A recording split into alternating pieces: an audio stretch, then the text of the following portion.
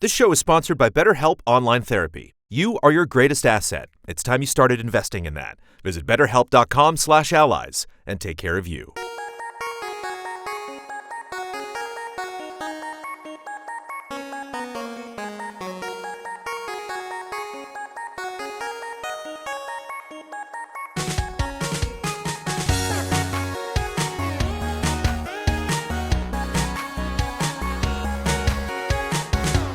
Hello, and welcome to the Easy Allies podcast. I'm Daniel Bloodworth. I'm going to be moderating today. Brandon Jones is out.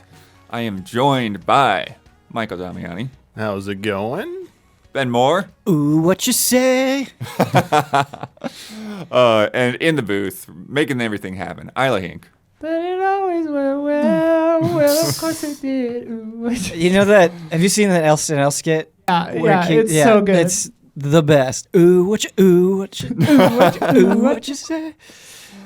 Before we get to all the headlines this week, Isla, can you correct us, please? Boop. I'm an island. You're kind of on an island back there, like Yeah, separated yeah. from it. The name means island, so. Oh, I didn't know that. Earthbound is on the Wii U and the new 3DS Virtual Console. It never came to the original Wii Virtual Console.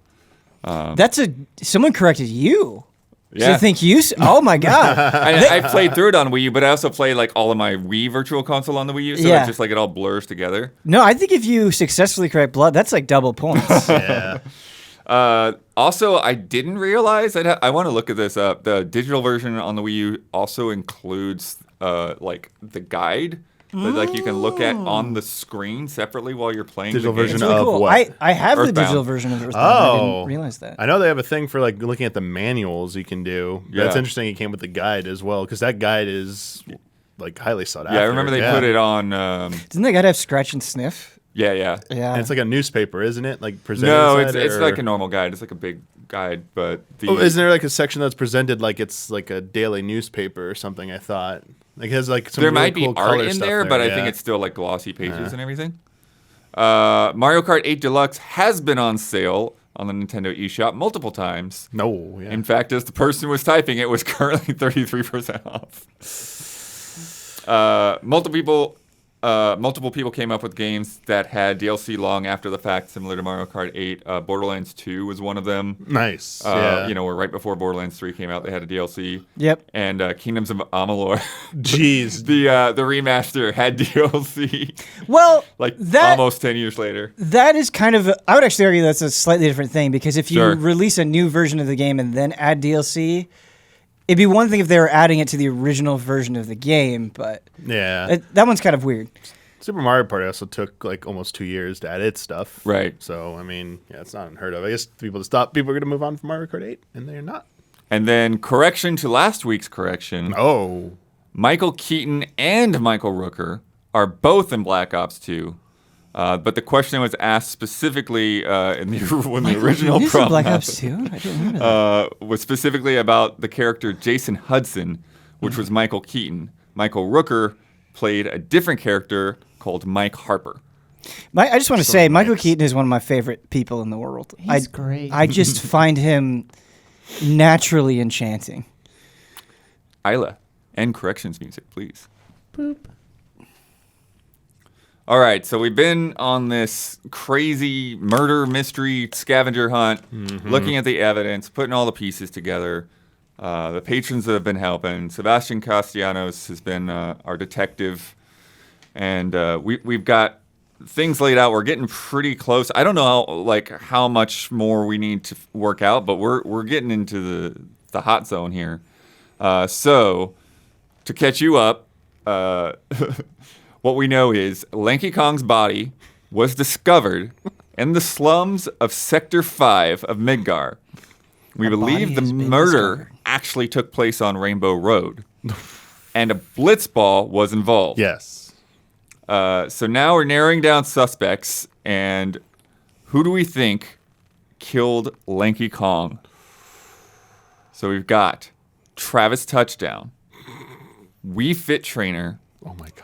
Ezio Auditore, Too obvious. Johnny Yeah. Silverhand, Mario, Master Chief, or Mugman. There's a lot of suspects. You know, Just when we gonna look say. at like all of the factors, we got the Blitzball, we got the Rainbow Road, we've got In my mind, Lanky Kong. Who's gonna be?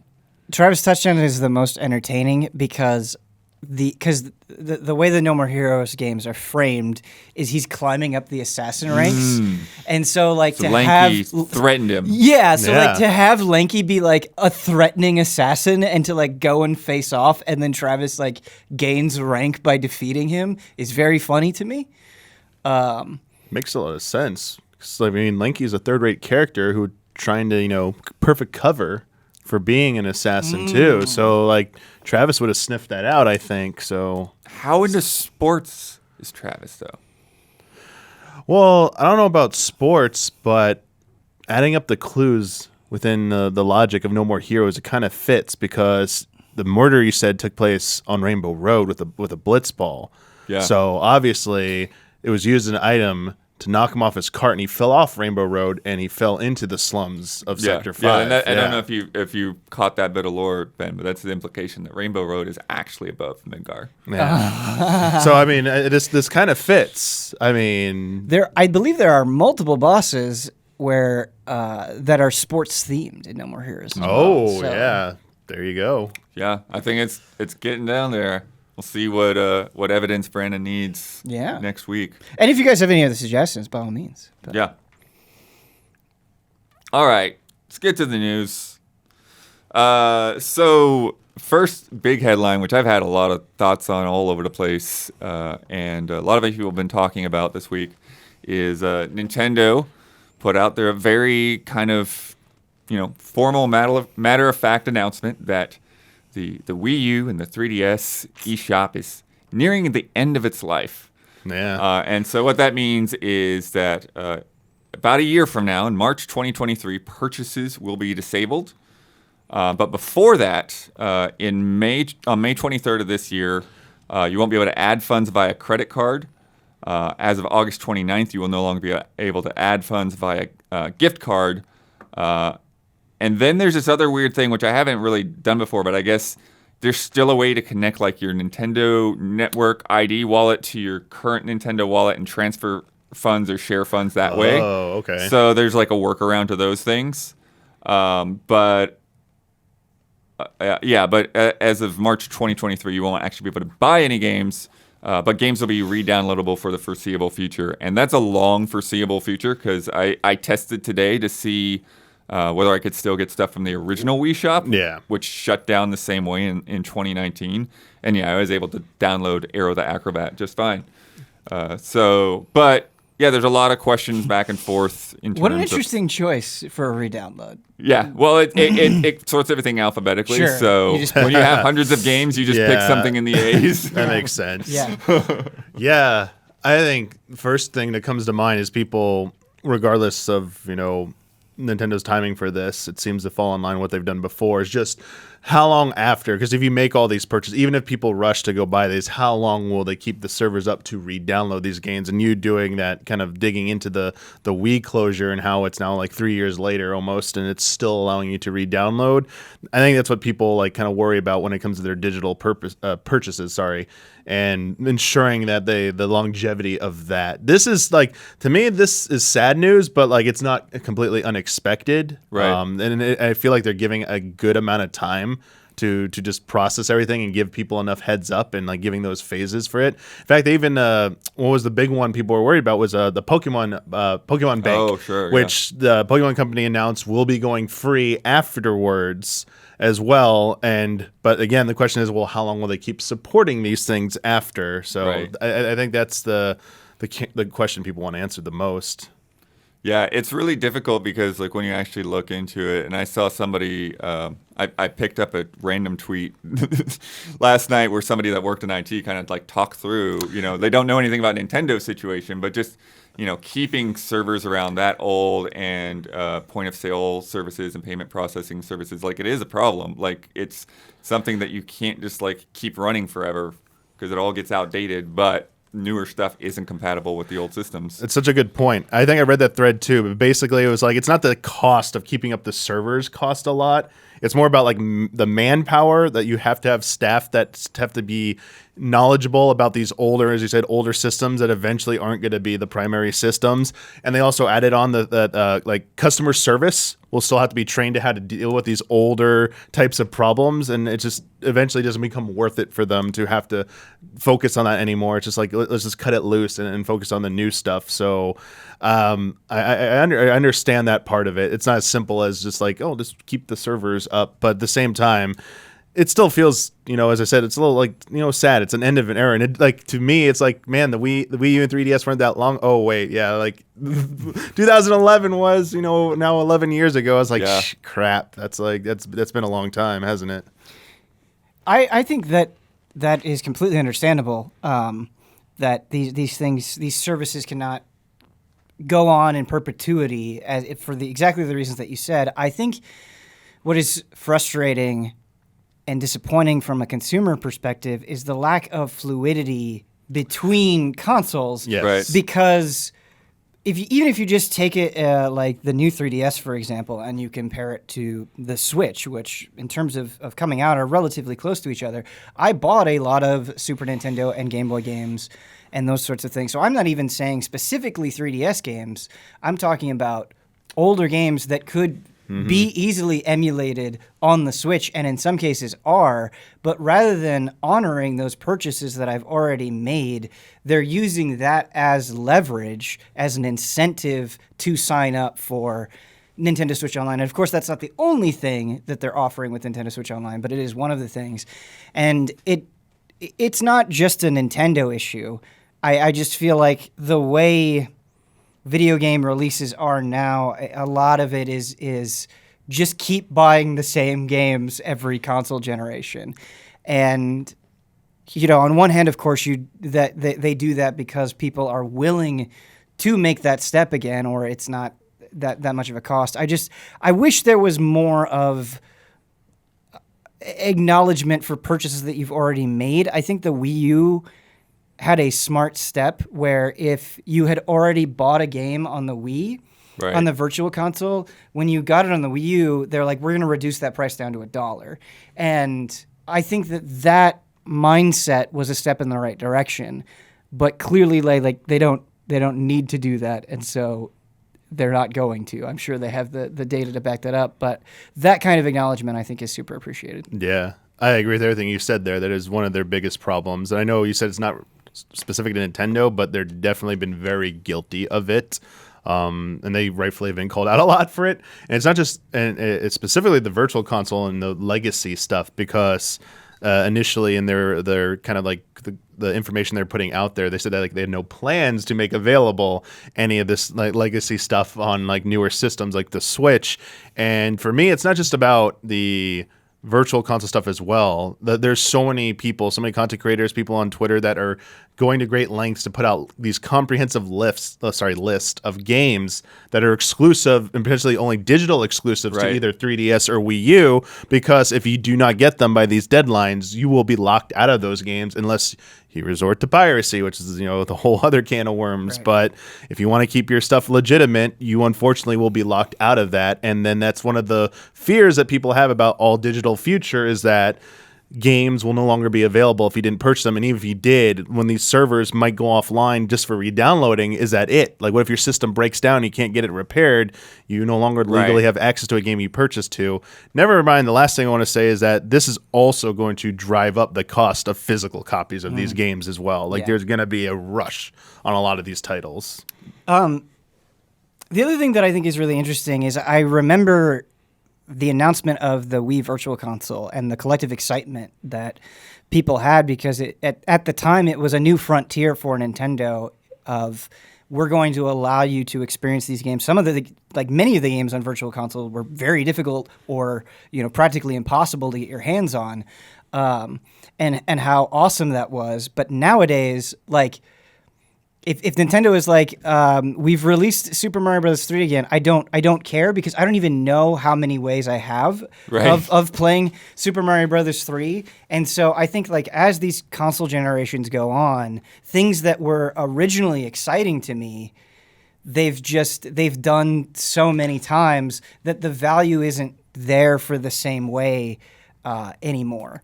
Right. Yeah, I remember when Sin and Punishment came out on the Virtual Console. It was just amazing. Yeah. Because here it was, this import-only N64 game that was coming out, and then they had all kinds of crazy stuff like that, Like, it was insane, like, when you go back and you look at all the things that they released on Virtual Console and you compare it to what we have on Switch, and it's just like the Switch is just such a small subset. And I think it's partly because of the subscription model. Yeah. Like, it just feels like one way or another, they just weren't able to get third parties to really like buy in. And so instead we're getting things like the Pixel remasters or all these Mana remakes and that kind of thing. Yeah. They don't. That's the thing, though, is they don't even need third parties to buy in. Like, I think the subscription. I think Nintendo Online with its NES library, with its Super Nintendo library, could be really cool. But I feel like there's a ton of first party games that are like N64 is a perfect example Right. where I feel like they just drip feed these releases so much that you just kind of tune it out. Like I think the method that they're doing, where it's like you're paying us monthly. If I'm going to pay you every month, and a big reason I'm paying you every month is because I want access to these things, give me a gigantic library. Like, why is anything off limits? I just don't understand, especially when the Wii U Virtual Console and the Wii Virtual Console were, pretty expensive for what they were. Yeah, that's the thing is, like that was one of my first tasks given to me at Game Trailers. Yeah. It was like every Monday morning, come in, download the Virtual Console games, play them for like 10 minutes just because, again, like at that point, there wasn't footage of so many of these games out there for people to check out. And yeah, it's every week they had stuff. And now with the Nintendo Switch Online, it's, we're getting one N64 game a month, and what's happened to the NES and Super NES? What Genesis gonna get any more games? Right. At all?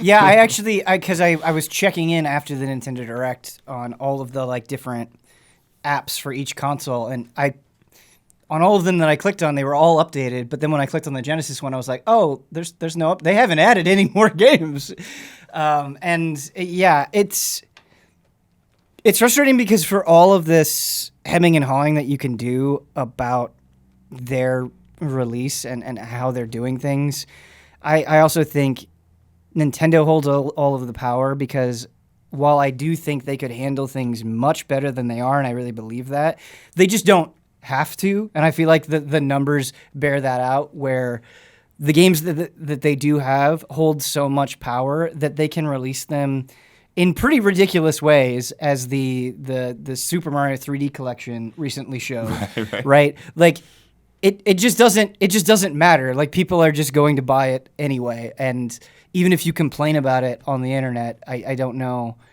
that it really has a sizable impact. Yeah.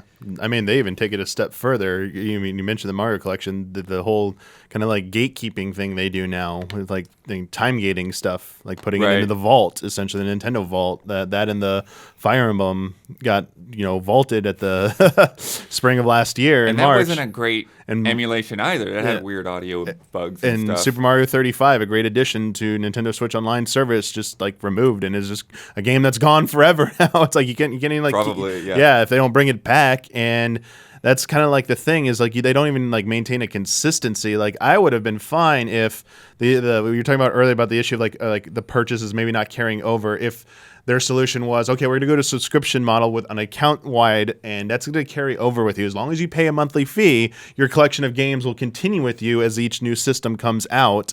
But like, they don't even guarantee that. It's like, who's to say in a few years when a Switch successor comes out that, oh, it's going to be a new Switch Online service, Switch 2, and like none of your things carry over. Even like your save data for like those Virtual Console or for the SNES or NES games, that wouldn't even carry over. Like, simple stuff like that, they just don't have, as you said, like the continuity between stuff doesn't seem to be what they care about so much. I do think that there is going to be more of that going forward, but it's like one of these things, like you're saying, until we have a Switch 2, we don't really know. Yeah. But like when they talk in their financial statements, the past few years, they brought up like the Nintendo account as being kind of like part of their pillars, their strategy.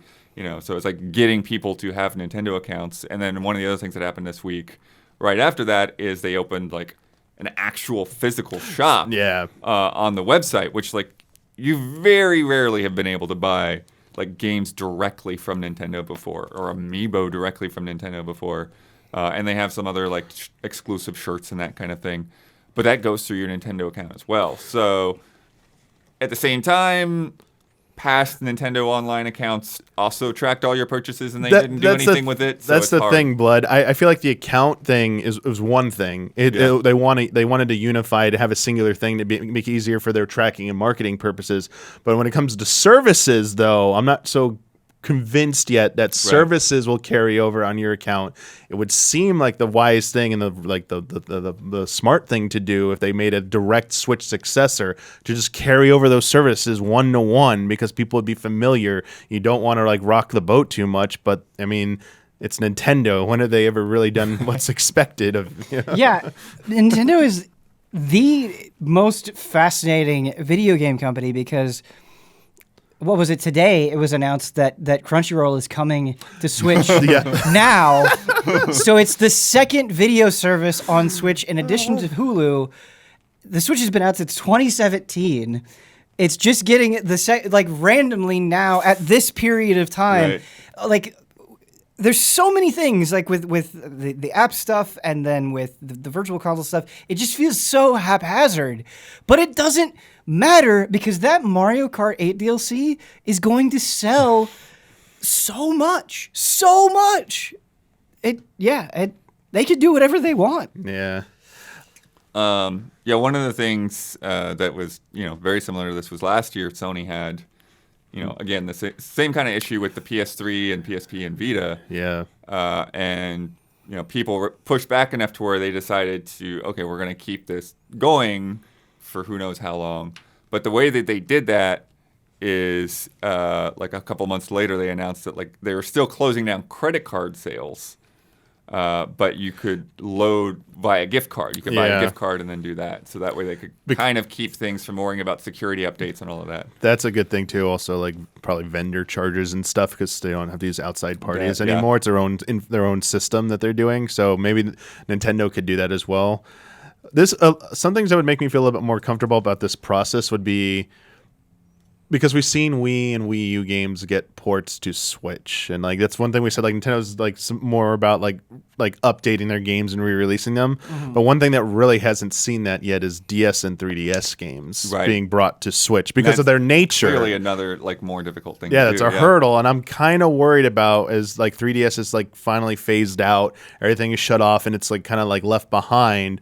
What happens to those DS and 3DS games if you really want to get into them? Like, is Nintendo gonna be able to figure out a way to, make an emulation service on like that's part of your like Nintendo Switch account and figure out a way to make it work? Maybe they're waiting on the successor for that. But even like we still don't have like even Game Boy games as well, or Game Boy Advance games. There's so much of their collection, as you said, like they have so many first party things they're just not putting on there. But specifically, I worry about the DS and 3DS stuff. Like there's so many amazing games on there, and they got to figure out a way to like bring those back, and however they can.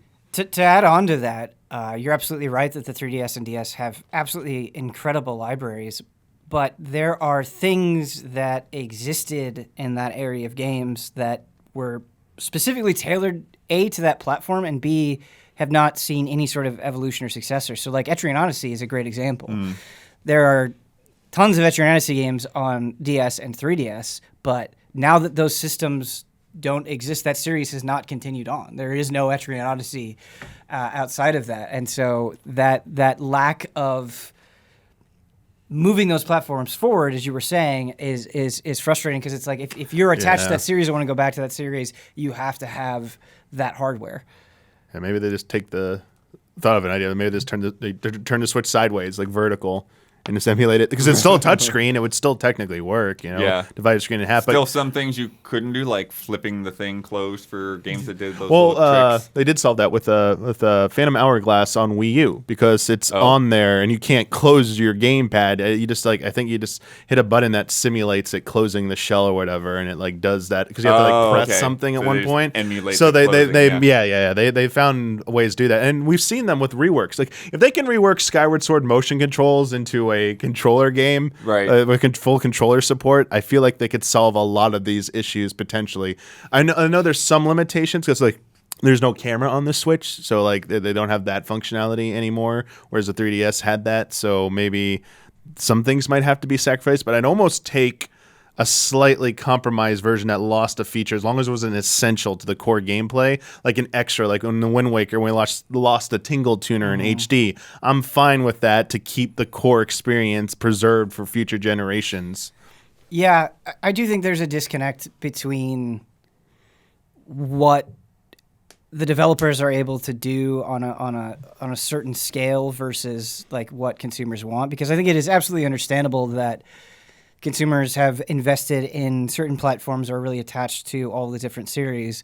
But from a resource management standpoint, like I'm sure if they were to take any individual game on the DS or 3DS and really put their brains to it, they could adapt it to the Switch. But that is going to take, effort and quality assurance and all of that sort of stuff. Yeah. And Be so months per game, yeah. Yeah, so when you're like, okay, let's just bring everything to the Switch, that is a difficult process. I would love for it to be done, but I also recognize the mountain that they have to climb. Whereas, like you mentioned Skyward Sword, and that's an interesting thing to bring up, but probably from their perspective, it's like, okay, it's Zelda. We know it's going to sell. We know that this effort is going to be worth it. It's almost like maybe they should just create an internal team dedicated to doing these types of projects. But and, that like, leads going on- into one of the other points I had is that, Xbox had that team, probably still there, but, like the backwards compatibility team, and they've spent years from the Xbox One getting all these games from the original Xbox and the 360 to run in backwards compatibility mode, basically emulating a 360, and then doing all that work again when the Series X launched. And then again, like was it last year, they basically announced that we're done. Yeah. There's nothing else that we can do. Either the rest of those libraries, either from a technical perspective or a legal perspective, we can't do anything else really. Yeah. And that's one of the weird things that has to kind of work out. And I'm curious whether they are working that out on the Xbox side for the future after Series X, because that's one of the problems too, is that like all of that stuff costs money just to like license the game to be used on a new platform, because of, I don't know, just how like all that stuff is worked out. It's like it's a per platform legal framework, whereas the PC, like you're not licensing it to play on an NVIDIA card or one card versus another or one version of Windows versus another. So all that stuff like continues to be sold. For the most part, sometimes other people have to pick up the ball, like GOG or something. But with the console, it's like everything in those contracts is like limited to that specific machine and nothing after it. And so their hands are tied in so many different ways for anything that's not their own games. What you're saying is a big reason, I think, why I value PC so much, because I've been an active Steam user for like what, almost 20 years? Like it's been, I don't know how long it's been. It's been a very long time. And as time goes on, I get new PCs. My Steam library is there are exceptions to this, of course, but for the most part, my Steam library is still there. It just gets bigger and it just follows me where I go. And so like, I feel like because of that longevity, I feel more inclined to invest in that platform, because I'm not going to run into situations where it's like, oh, I can't play this on this platform because they didn't license it, or there's some weird technical thing. Like, obviously, there are issues with older PC games. Sometimes with Steam you really have to work. It's not perfect, but I would argue that for the most part, the situation isn't as restricted as it is on console. Yeah, I mean, even if a publisher goes under, like that doesn't take the game out of your Steam library. Like I don't know how that ends up working, but yeah, that stuff all stays on the servers and available if you've already purchased a game. I'm not sure what happens with the storefront on Steam in those cases, but a lot of times somebody else will pick it up. Like all the people that picked up THQ properties. Yeah.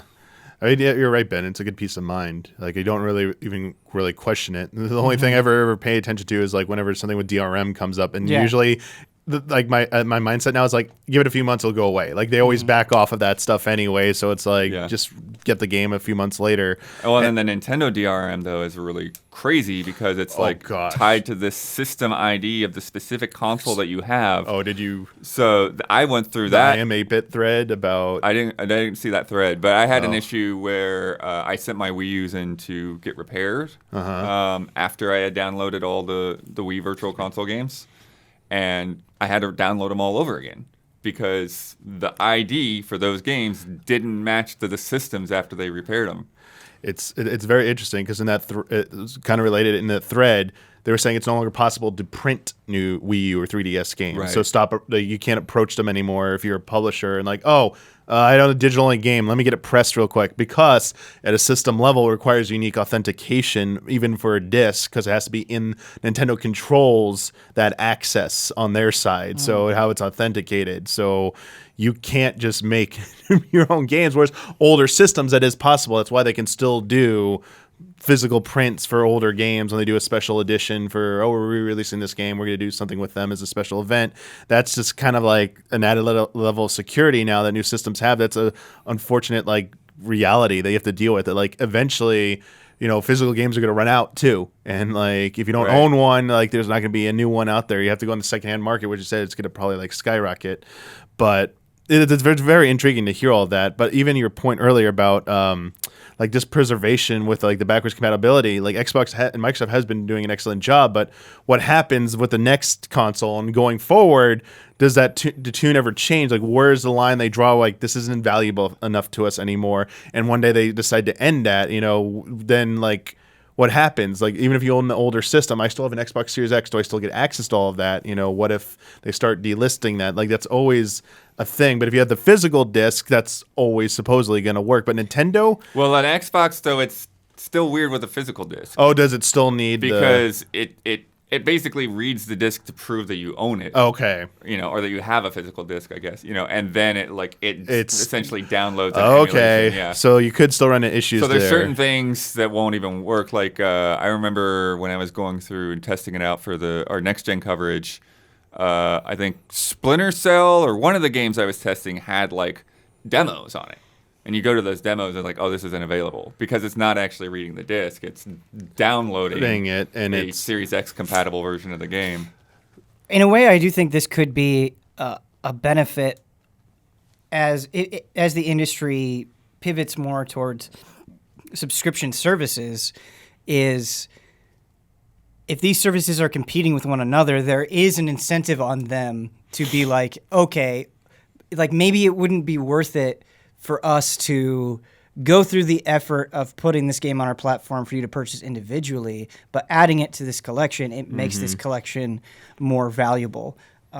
Because that's the rumor with Sony, right, is that they're going to leverage PS1 and PS2 games in their subscription service. And, again, that your goal is to just get people in the door, and so you want to grab as many people in as many different ways as you can. It's a minor event, right, when a classic movie from your childhood, like Teenage Mutant Ninja Turtles, shows up on Netflix and you're excited, right? I think there is value in regularly generating those feelings. Yeah, those rotations, rotating in and out content. We talked about how it's probably going to be a thing going forward. I do think, though, with Nintendo, it does feel like they kind of do the bare minimum to get by with their services. Or less. Yeah. And you made a good point earlier about the backwards compatibility. You're getting on the track where I realized that Nintendo obviously they would rather not spend the resources to hire a team to like start doing that process like Microsoft did. They'd rather take a specific. You're saying which games might be worth it for 3DS and DS to bring forward, like I would say like a Samus Returns. They would rather turn that into a spectacle where they do like a lot of work to rework that game, and a single piecemeal release, or sorry, not piece, single focused release where you go buy it and that's it. It has a run. It's done. Like they're all about that tentpole style release if it's an older game, and we've seen them do that with countless examples so far with all the Zeldas and Marios that they've been doing. I feel like they're more likely to do that going forward. Even with I think as much as we love the Virtual Console collection, I think the business model probably wasn't working out to where like as you get past the big titles that everybody knows. Like, we love having access to all these tiny little games, but even something like Metroid 2, if that was there and, available to buy for $3 or $4, how many people are actually buying that, and how much is that worth whatever effort they put in? Yeah. The thing that's interesting about Nintendo's approach, like you mentioned, making a big spectacle of something, is I think there's a hardcore or experienced or enthusiast audience, however you want to describe it, right? Where if they were just to, like, say, for example, they were just to re-release a 3D Zelda on a platform with absolutely no frills whatsoever, I think that audience is going to be in. But when you make a big spectacle of it, when you completely redo it, when you upgrade it visually or whatever, you also get a whole new generation of players that feel like, oh, this is a better jumping on point for me. Maybe I wouldn't have played an N64 game, but this newer version is grabbing to me. And it's like the enthusiast audience is in either way, right? And so you're just expanding your piece of the pie. And then something like launching the N64 thing is like people can browse and like, oh, I didn't care for didn't care for this, but oh, here's one that I like, Right. Yeah, I definitely agree with that. And I think that's the way it should be, how it should work.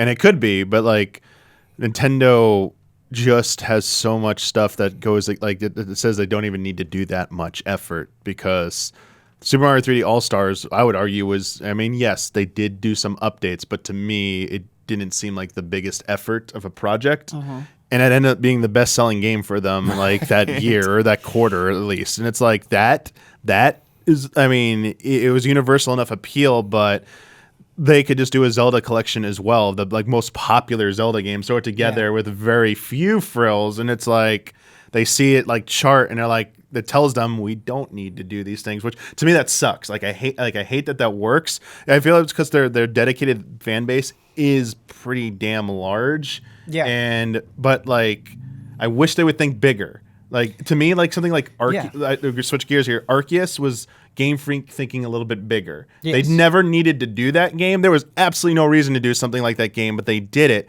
And in 2 days, it sold like 6.5 million and like charted. I'm like, there's the payoff. There is a higher ceiling you can hit if you put in a little bit more effort. I wish they would just understand that a little bit better. Yeah, absolutely. I agree with what you're saying. I do think when it comes to Nintendo, I think, like you talking about the 3D All-Stars and the sales of that, we did a spoiler mode for Mario Galaxy. And Mario Galaxy at this point is an old game, and I did not feel that way when I played it, right? And so I think, and it's like, that's a game that I've already played. I'm playing it again, and it is still just of such a high quality that I'm getting so much enjoyment from it. And I do think that is part of the reason why Nintendo can get away with it, where when they do kind of choose to get in on some of these games, I'm not playing them and going, oh, this doesn't hold up. It's like, oh no, like this has such like magnanimous praise attached to it for a reason. And it would be one thing, I think, if they weren't also releasing new games in the series that weren't high quality, but even something like Bowser's Fury was pretty excellent. And then you couple that with, the brilliant Mario Odyssey or Breath of the Wild. It's like, I do think, yes, I wish Nintendo would do more. I completely agree with that. It's super frustrating that there is a higher ceiling to hit, as you said, but there is something to the longevity of those games. Yeah. I think one of the things that too that, the reason that this bothers people is because we haven't seen those efforts for anything past the N64. You know, it's like the Wii came out, we had N64 games on the Wii. The Wii U came out, we had N64 games on the Wii U. The Switch came out, we finally got N64 games on the Switch. We haven't seen GameCube games getting emulated. We have seen Wii. We have seen on Wii U. We got digital Wii games on the Wii U. Oh yeah, they had. So we have seen a few some downloads of Wii Wii games, Metroid Trilogy, but really not. But not on Switch. Switch. Yeah, but not on Switch. You're right. Yeah. It's like so many games that haven't come across at all, and like you mentioned, like Game Boy games, they haven't even really attempted, except for like very special editions. What's the? Sorry, go ahead. I was going to say, like, to agree with your point even more that you made earlier about the longevity. It's also seems pretty cemented in Nintendo's like DNA that they're more about moving on from older games. Like they like to do touch-ups, but like they're not about like doing full, like they don't do a Final Fantasy VII remake style for their games. Right. They really don't do that. They like making new experiences. And I think you said like they keep putting out new quality entries in these series. I think that's where they like to focus their resources. I would wager most people would prefer them to keep doing that rather than spend a lot of effort to go back and revisit older stuff to update them. Like, well, these games are already pretty good. Like, why do you really need to do this to them? Whereas I'd rather have like a new 3D like I'd rather take a new 3D Zelda than them ever going back and remaking Ocarina of Time. I'm like, just give me a new one. I've played Ocarina so many times. That's why like with a lot of the like stuff like the Pixel remasters, it's like I don't really need a Pixel remaster. I just need you to put that game out on something that I can play it on today that's already hooked up, and then maybe make it widescreen or something, so it takes up the whole screen. But the rest of it, I will still prefer. We were talking about Super Mario All-Stars the other day. It's like, who prefers Super Mario All-Stars to the original art? Physics. 5 years later, that just looked weird. Yeah. And with Final Fantasy, like they just keep doing it. It's like, here's another artist take on it. Here's the PSP version. There's just so many different versions, and it's like sometimes they get it cool, and sometimes it gets weird. I almost wonder if by doing it that way, it's a way to combat piracy. Right. Where like, I wonder if there are consumers out there where they're like, okay, if you just release the SNES version, it's so easy, like it's ridiculously easy to just snag an SNES ROM online and run it through an emulator. Whereas, not that of course you can pirate contemporary games as well, but maybe it's a little bit more involved. It just creates slightly more of a barrier. Mm-hmm. Like if you know where to look, it'll take you 3 minutes to download the emulator and download the game and get playing, and as well as fast forward and all that kind of stuff. All those extra things. The difference is Square Enix does have like an internal team dedicated to doing those types of projects. Right. So a few years ago, they made that official. I mean, it's like seeing like ActRaiser, like Legend of Mana, like all now like Chrono Cross. Like they just keep doing this, and like that's one of the team's objectives there and their mandates is to keep doing that. And Square Enix has seemed to always been more, like I don't know quite when the shift happened, but they're more about updating their classics to present them to a newer audience, so that they try and capture like the awe you felt when you first look at a game when like back on the like Final Fantasy X, like seeing 10 remaster wasn't like HD, wasn't quite identical, but it kind of gave me this kind of looks like how I remember it looked on PS2. But if you go look at the PS2 version, man, it looks blurry and like but like they update it because they still want their games to look nice and beautiful. Right. Like they're very still as much about the aesthetic as they are about like the gameplay value. So I see that as being different, whereas Nintendo doesn't seem to really be about that either. Doesn't seem to be about that period, and they just would prefer to focus on like new projects. Yeah. Something to circle back a little with the curated marketplaces and backwards compatibility and stuff. What Ben said a while ago about PC, it's funny to me that like your Steam library goes with you, but you can still. It's only happened to me once or twice, but you can buy a game on Steam that then just does not work. I think it happened. Yeah. It happened to me with Stronghold, and it happened to me with Vampire the Masquerade. Fallout. You had to do Bloodlines. some work on, yeah. Yeah, I had to like get German patches to like make my official Steam purchase work, and it was just really funny to me. Yeah, no, I definitely. I kind of like it though. It's kind of fun. I don't know. Spending a lot of time with PC gaming, there are absolutely hurdles that you have to climb sometimes with older games. That's true.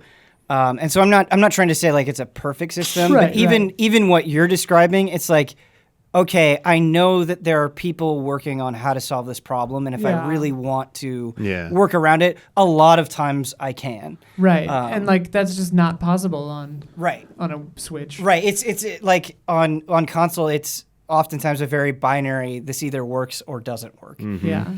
Also, you could ask for a refund on Steam. Where True, you kind of true, get true, like, true. it's like kind of jumping through hoops. You want to even try and get a refund for your purchase on any of these other console platforms. Yeah, and I do think like before we move on, I think one little nuance I want to like just point out is just there is a difference between like access and preservation, because I feel like a lot of people are like raising like preservation flags, and I think in most of these cases like the preservation's taken care of. You know, we're not in a situation where like Square Enix threw out the old Final Fantasy games or whatever. Like there are people that are that does kind of happen though, weirdly. Like you hear those stories of like, yeah, we just don't have the source code anymore. So I think that happens less now. I think there's enough spotlight that except for maybe some smaller games. But you know, if it's preserved and it's sitting on a server in Nintendo's warehouse, it doesn't really do you any good. So it's still the point of, you know, how can people play these games without turning to, you know, just downloaded versions on aging hardware that's going to, you know, have a battery die eventually, and like, well, that's it. Yeah. It's also so fascinating, like how and when things decide to pop up, because outside of so like Chrono Cross is getting re-released now, and before now it was only ever in a PS1 version. Obviously it was on like you could play it on PS3 and PSP and Vita. Yeah, that was an interesting program that didn't carry forward. Right. That isn't. Yeah, and what they were doing in that era of Sony, I really liked. But I miss PS1 classics, man. Downloading those. Yeah, no, it was awesome. There were so many great things on there that were, you know, relatively hard to get a hold of. But the point that I'm trying to make is it's just like, who is like, now is the time for Chrono Cross? Who is like, now is the time for Live Alive? Now is the time for the Second Legend? I'm not saying I'm against any of this. I'm way for it. I love that it's happening. But like sometimes the timing is just like it comes out of nowhere. Yeah, I wonder if there's just people on that team, for Square Enix specifically. Maybe there's just a member on that team that brings those classics back. It's like, who's interested in a project? And someone raises their hand like, well, I really love this game. Let's do this. And they're like, yeah, cool. I don't know. Yeah. I mean, maybe it says that. There's just someone feels like, there's just someone passionate about it. Like, dude, let's do this game. Like, yeah, let's all do it. And like, all right, go do it. And like, they just want their team to be excited about games. And like, yeah, I mean, also it could just be like some of these just happen to come out at weird times because they've all been in the works for a while and they just happen to coincide. I mean, I'm picturing like a room in the basement at one of these companies, and it's like they're all dressed like punks. They're all smoking cigarettes. Everyone's like afraid to go down there and talk to them, and they're like, "Hey, what re-release do we have?" And they're like, "Live Alive." And they just slide them a disc, and they're like, okay, cool, thanks. It's just like they just do whatever the hell they want. No one can control them. They're really intimidating. I would love some insight into how these decisions get made. It's so fascinating to me. Yeah. Another thing that hasn't happened but is in the process of happening is we've got some countdowns this week. Oh boy. At the forefront of my mind. Yeah. So this past weekend Capcom just put up a countdown, and I think it's just like Capcom.com/countdown or something like that. perfect. It doesn't allude to what the game is. It's kind of ominous, yeah. Yeah. We thought maybe Resident Evil Village DLC. We thought maybe Resident Evil 4. And then somebody pointed out, Capcom Cup is ending right before that countdown ends. Yeah, so that's definitely something people have pointed out, but it's not just that. It's the 35th anniversary of Street Fighter. Street Fighter, like, I think it was today, is announcing like this collaboration with Magic the Gathering. Oh, Yeah, that was a couple days ago, but yeah, I saw that. I was like, Yeah. what? And so it just feels like the stars are kind of aligning for Street Fighter in a way, and The numbers do look like the Resident Evil font, though, kind of. yeah, and well, to add to help to Ben's defense, a lot of the people who have like Oh, no, I think talked Ben's about right. talked about like art, like the leaks and rumors have said that like supposedly Street Fighter 6 is using like RE Engine as well, so Oh, that sure. would make sense that it's in Oh. that. So yeah, and so there are just, it could just be copium, I guess, but there are things that if you were to make a guess, you could see Street Fighter 6 happening. And it's also like the last character that they added to Street Fighter 5. They're like, hey, he's going to be in Street Fighter 6. That's right. I Yeah. just feel like they're putting the ball on the tee and they're really getting ready to swing it. Like there's too many dots to connect.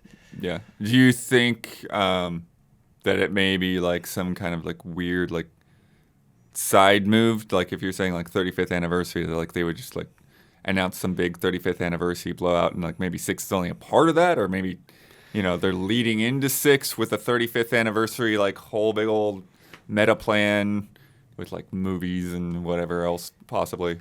I think it's a really good point that you bring up, but unfortunately they like just very recently kind of blew their load with that. They released a new version of Street Fighter 2 not that long ago, and then they had a pretty big and encompassing Street Fighter collection not that long ago either. And so for them to again go and do that, I just don't. It feels like the wrong time for that kind of thing. If just based on the proximity of other projects that they've done. I also think that now is kind of the perfect time to bring forth a Street Fighter 6, because if you go and you look at Street Fighter 4 and Street Fighter 5, like Street Fighter 4 kind of came out early enough in the console's life cycle that it was able to kind of ride a wave, from the beginning of the 360 and PS3 to the end of the 360 and the PS3. And that they built Street Fighter 5 to kind of have a similar longevity. And I imagine they want to do something with Street Fighter 6. Street Fighter 6 isn't a normal game release for them where they release the game and do a couple of updates and give you a story DLC. That's not what it's going to be. It's going to be something that is meant to last and evolve over a long period of time. And so I think announcing it now makes a lot of sense because like Street Fighter is very, very, very powerful, and Street Fighter has this sort of name recognition and just like market penetration that a lot of other games, outside of Mortal Kombat would kill for. And so when you think about things like the upcoming Riot fighting game or, like a new Tekken down the line, like if Street Fighter can get out and get ahead and be like, this is coming, I think that puts them in a favorable position. Yeah, I feel like even when Street Fighter is weak, just like the brand name itself carries it so well. Yeah. And yeah, Street Fighter 5, when you think about when it came out and just how difficult that first year was, and, how people were reacting to it, how do you think that those lessons are going to get applied to 6? Like, what's going to be the thing that like gets people to turn heads and make that transition? Yeah, that is the $1 million question. I don't know exactly, but there's plenty of reason to be optimistic because, I mean, the whole fighting game division over there was massively shaken up. And Street Fighter V has been on a pretty incredible journey from launch to where it is today. And just in general, public opinion of it has swung around so much than what it was initially. And so that to me indicates that they saw problems, they addressed them, and that has put them in a good position to execute on Street Fighter 6. But it is just such an ambitious undertaking that I don't envy them, where it's like fighting games have this problem where not only do you have to make, like, mechanically, fighting games are so dense, right? And so just tackling the mechanics part of a fighting game is a monumental achievement. But then it's like, then you have to have robust online. You have to make it interesting for people that have been playing fighting games for most of their lives and people that, you know, don't know like how to do a dragon punch, right? So it's just like there's so many bases you have to cover, and I think Street Fighter has such a broad audience that, like, even if they have been making really good changes, I still think they have a monumental task ahead of them. Because like Street Fighter 4, right, is by any metric a gigantic success. But if you were to release Street Fighter 4 today, I'm not, of course, talking about things visually. I'm just talking in terms of netcode, in terms of features and things like that. It would not be up to snuff. Like the expectations of the genre have changed pretty dramatically over time. Yeah. Damiani, what do you think? What would get you into playing more Street Fighter? Being that part of that broad audience. Well, I mean, I think the obvious thing is the thing they've been addressing since the launch of 5 is that they just have to have, like, quote unquote content complete version at launch. Like they need to have a lot of the features people will expect. That means a lot of the different modes, whether, I mean, and how successful they've been, like not just like throwaway story mode stuff, but like something that can maybe get maybe some more casual players, just Capcom fans in general who maybe aren't the biggest like fighting game fans, but like playing Street Fighter just to learn more about like the characters and see those storylines. Like looking at the other contemporaries and what they are doing as well. I'm not as familiar with what the other popular modes are in the other games right now, other than Smash Brothers. But like, I mean, even like a page from like Smash Brothers having goofy modes, like right. Like 4-on-4 fights and just dumb things like that, just for people to mess around with. But the more important thing, I think, for its longevity, that will help it probably with like its initial sales and carry it in the short term. But like the biggest thing is they got to get like that net code right. Like they have to nail that net code. And as Ben said, like mechanically, they have to get the game feeling good and right. And the balancing act of that game of any fighting game seems like just a insurmountable like obstacle that they somehow, these geniuses sometimes is like are able to figure out and they nail it. Other times some characters get laid to the wayside because they can't figure them out, and like that's why they do these patches. But I wonder if they're going to go with maybe a smaller roster at first to start there, and then not overwhelm you with like a large roster like the last few have kind of like done. And I think they figured out everything else about like the seasonal format. They kind of got that nailed. It's just they need to get like the base game correct. Yeah, I think Street Fighter as a brand is so difficult to manage, and like I'd be pulling my hair out if I was like working as a producer on Street Fighter, because it's like you have to simultaneously do everything all at once, where it's like you need to be new and exciting and you can't just be Street Fighter again, right? So you have to have some fundamental component to your design that separates it from all the other Street Fighters, right? And part of that is including new characters that can stand up to these characters that have had decades of adoration. But you also have to include those old characters, right? Like, you can't have Street Fighter without Ryu or Ken or Chun-Li, right? So there's certain expectations that are there. And it's just like trying to do everything all at once. But I think what is interesting is, like, I think Kyle Bossman is actually a really good example. Because, like, when the story mode for Street Fighter V came out, I was really looking forward to it, and I played it, and I was like, this sucks. Like, I don't like this. I don't think the story is interesting. I don't think it's told in an effective way. I don't think the fights are fun. Kyle Bossman was all over it. And he's like, this is why I'm here, right? And it's like, that should have been there at launch, right? I think for so many people... And it's something like Mortal Kombat is just like taken and run with.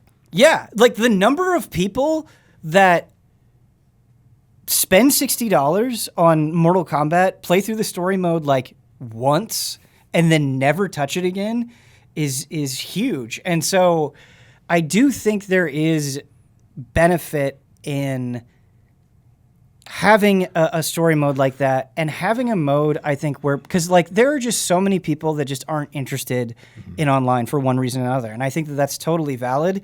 And so I do think it is really frustrating that fighting games are really bad at having anything beyond story versus arcade online. Like so many, like every once in a while you get a fighting game kind of trying something out, but they don't really commit to new ways of engaging people who aren't competitive players that do want to keep playing. Fighting games are really bad at that. And so I think, having something that could get people excited, even if it's something like, hey, do these, like Mortal Kombat 11 did this, where it was like, we're going to have these constantly rotating challenges and you're going to get customization items for these characters. I think that is a good headspace to be in, where you can keep people's attention, they can engage with it how they want to, and they can change characters that they love in a positive way.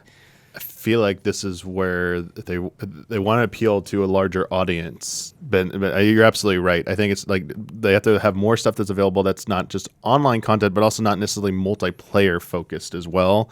I think that's why the whole reason. A lot of reasons why Smash sells so well, but like part of its appeal is that you don't have to go online and fight people, or even like play people like locally. There is significant amount of single player content in there.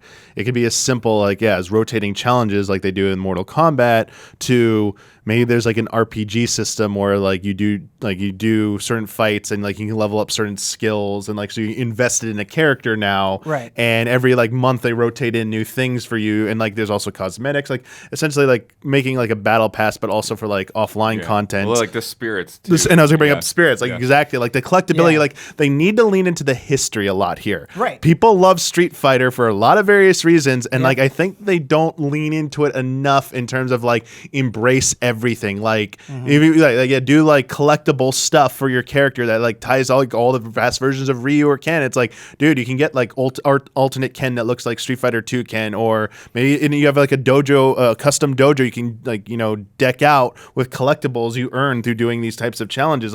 That type of stuff draws people in, at least to make that initial purchase, and it's just will supplement. If they really nail the online, they're basically speaking to both, I think, demographics there.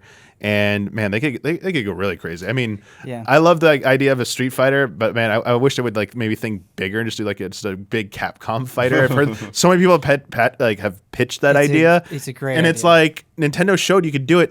But that's their own type of style of fighting game. Street Fighter is a unique thing in its own right. There are other games that are just that are like it, but it's going for a different type of style there. Yeah.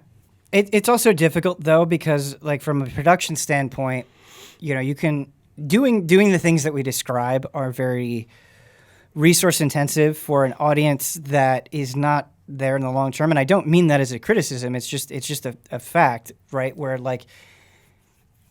after the first 6 months, regardless of what you put in from a single player perspective, and I'm not saying this in absolutes, but in a general sense, regardless of what you put in from a single player perspective, the people that are going to stick with it are the people that are watching fighting game streams, are keeping up with Capcom Cup, that are really excited to try out new characters, that are looking at tier lists, right? That's a tiny fraction of the people, but those are the people that are going to be with you for years on end, right? And so it's just if we're building this game to last 5 years, it absolutely makes sense for us to cater to those competitive players. And that was the mindset they went into Street Fighter V with. And that's where they got a lot of criticism. But they definitely had a competitive focus first. Yeah. I wish there was a way that they could keep that. I know this is a tall ask. I definitely agree with that they need to focus on that. I also see there's a lot of value in increasing the baseline fan base, even if they're not going to get into the competitive scene.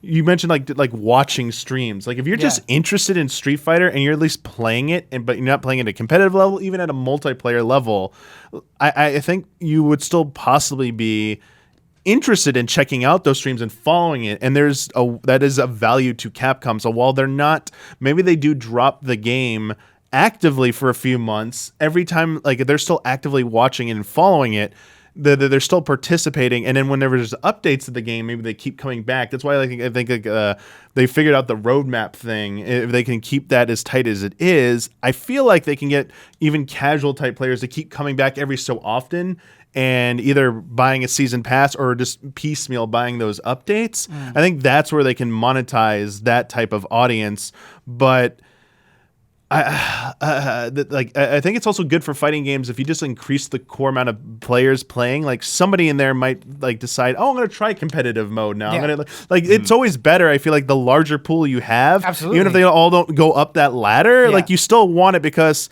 you see that as a valid concern. And man, there's something I gotta like ask you real quick though, Ben, because we were talking like about an idea. This is a little side from this, but still Street Fighter related. Yeah. 1v1 is still like the bread and butter of Street Fighter. Yes. But I think I feel like Capcom's been trying to figure out a way to tackle a team aspect because so many of the biggest online games now have a team focus mechanic to it, whether Right. it's 3v3 or bigger.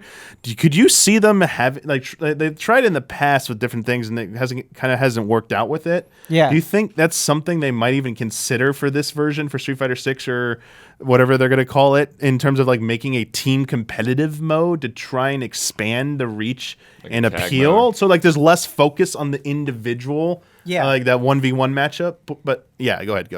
No, this is exactly the point that I was trying to make, where I'm like, I am angry that so many fighting games have this like very strict rigidity with modes that they offer. I'm playing King of Fighters 15 right now, and it's a perfect example where it's like, yep, there is story, there is 1v1, there is training, there is online, and there's mission mode, right? It's just like the most bread and butter things, and I'm not saying that it's a bad game, but it is very traditional in terms of the modes that it's offering.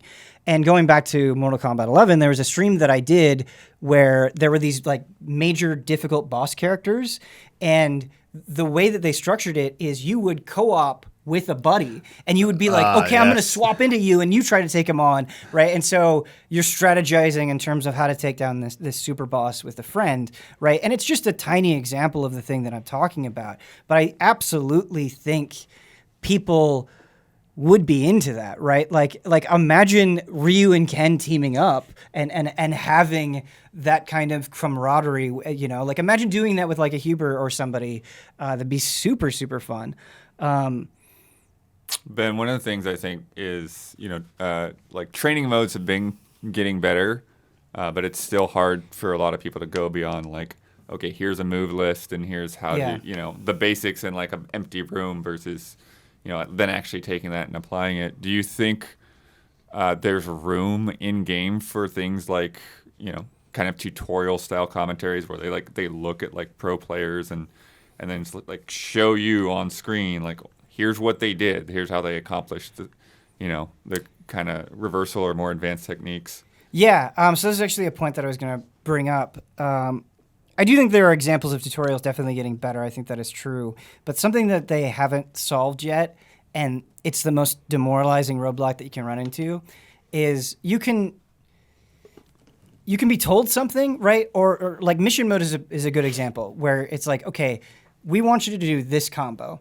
And you run into the point where you're like, I feel like I'm doing it, but it's not connecting or something is not happening. That is the most infuriating aspect. And you can go and watch videos and try to piece it together. But that feeling that you have when you know that you need to do something, but you don't know how to do it is really, really, really tough. And so I almost wish in training mode or in mission mode or whatever, if the game could recognize it's like, you need to do that special, you need to cancel into that faster, or you need to be closer when you try to do this move or something like that. If there was like some sort of feedback that the game could give you beyond just you succeeded or you failed, I think that would help a lot of people. Yeah, for sure. Definitely giving that type of feedback simple as like too slow on screen. Like Yeah. at a point, it's like, okay, I get it. I didn't like input that fast enough, or like too far. Like how many fighting games even do that? Do any of them do that right now? Or The only example that I could think of, and it's been so long since I've been through it that I may be misremembering, but I feel like Mortal Kombat 11 was maybe a little bit more visual with how it presented its information. Yeah, I know more games just sort of like put all the inputs just like scrolling across Yeah. as you do them. Yeah. Yeah, no, like King of Fighters 15 is exactly like that, where it's just like, just do it, man. But on top of that, Blood, you actually said something that is a really good point to bring up and watching other people. I don't think a lot of casual fighting game players understand that, where how beneficial it is to watch somebody. And that's something I've learned with Guilty Gear Strive and with King of Fighters 15 is even if somebody tells you what to do, right? And so like this is a classic fighting game example where you're like really proud of yourself in training mode because you're like, yes, I landed that thing. I was really struggling with that thing. And then you go into a match and you're like, I cannot do that thing under pressure. It's infuriating. And so there is so much value in watching other players, really good players. It's like, okay, how do they deal with this? You know, like when they're backed into a corner, what is the method that they take to get out of it? Or when they're trying to just get a poke in, like what button are they hitting? To Street Fighter V's credit, I feel like this never gets enough praise, but the Capcom Fighters Network was awesome. And I feel like no one ever talked about it, and it drove me nuts because what you could do with the Capcom Fighter Network is you could be like, okay, I'm learning Dulcim, right? You could go in the game and search Dulcim, and then you could search by rank, and you could just watch matches within the games. Yeah, nice. Right? So if you're a bronze player, you could specifically look at what Dulcim players are doing versus, you know, like a platinum or whatever. And I think that is a really valuable resource that I don't see get praised. Yeah, that's really cool. Even something like I don't know how they'd implement it in game, but I mean this kind of evolves into like the extended community stuff. Like, you know, you got to go seek out stuff. But anyway, they can facilitate it in game or give you something in game that prompts you to go to these things would be so beneficial. Like even something like a clip review. Like, I am struggling trying to do this. I've watched these videos. I don't get what I'm doing wrong.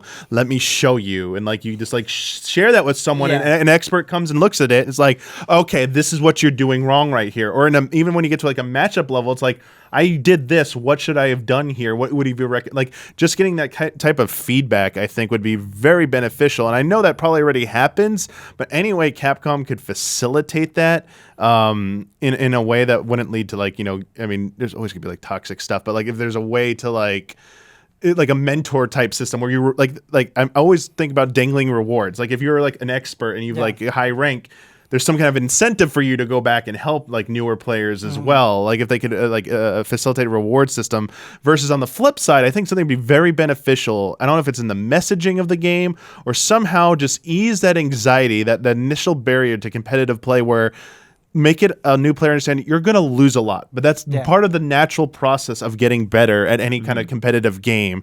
And you can help facilitate that, not just by messaging, but if there's some kind of reward system for participation at low level, not just like ranking up. I'm talking about like cosmetics or something like, hey, you still want to throw yourself into the ring a few times because like this new Ryu outfit's only gonna be available this month and you got to participate in like 20 matches and like even if you don't want to do it, it's still helping out the community because back to the previous point I made, more people are trying it out. The pool's getting bigger, and even if 80% of people hate, new players hate it, if 20% and they just do it for the cosmetics, if 20% actually go, no, I like this, like that's 20% new people being added to the competitive pool. That, Damiani, you are so right. And that mindset, like, I'm not saying that they shouldn't have rewards for winning as well, but having some sort of incentive where it's like, just play 5 matches. It does not matter how well you do.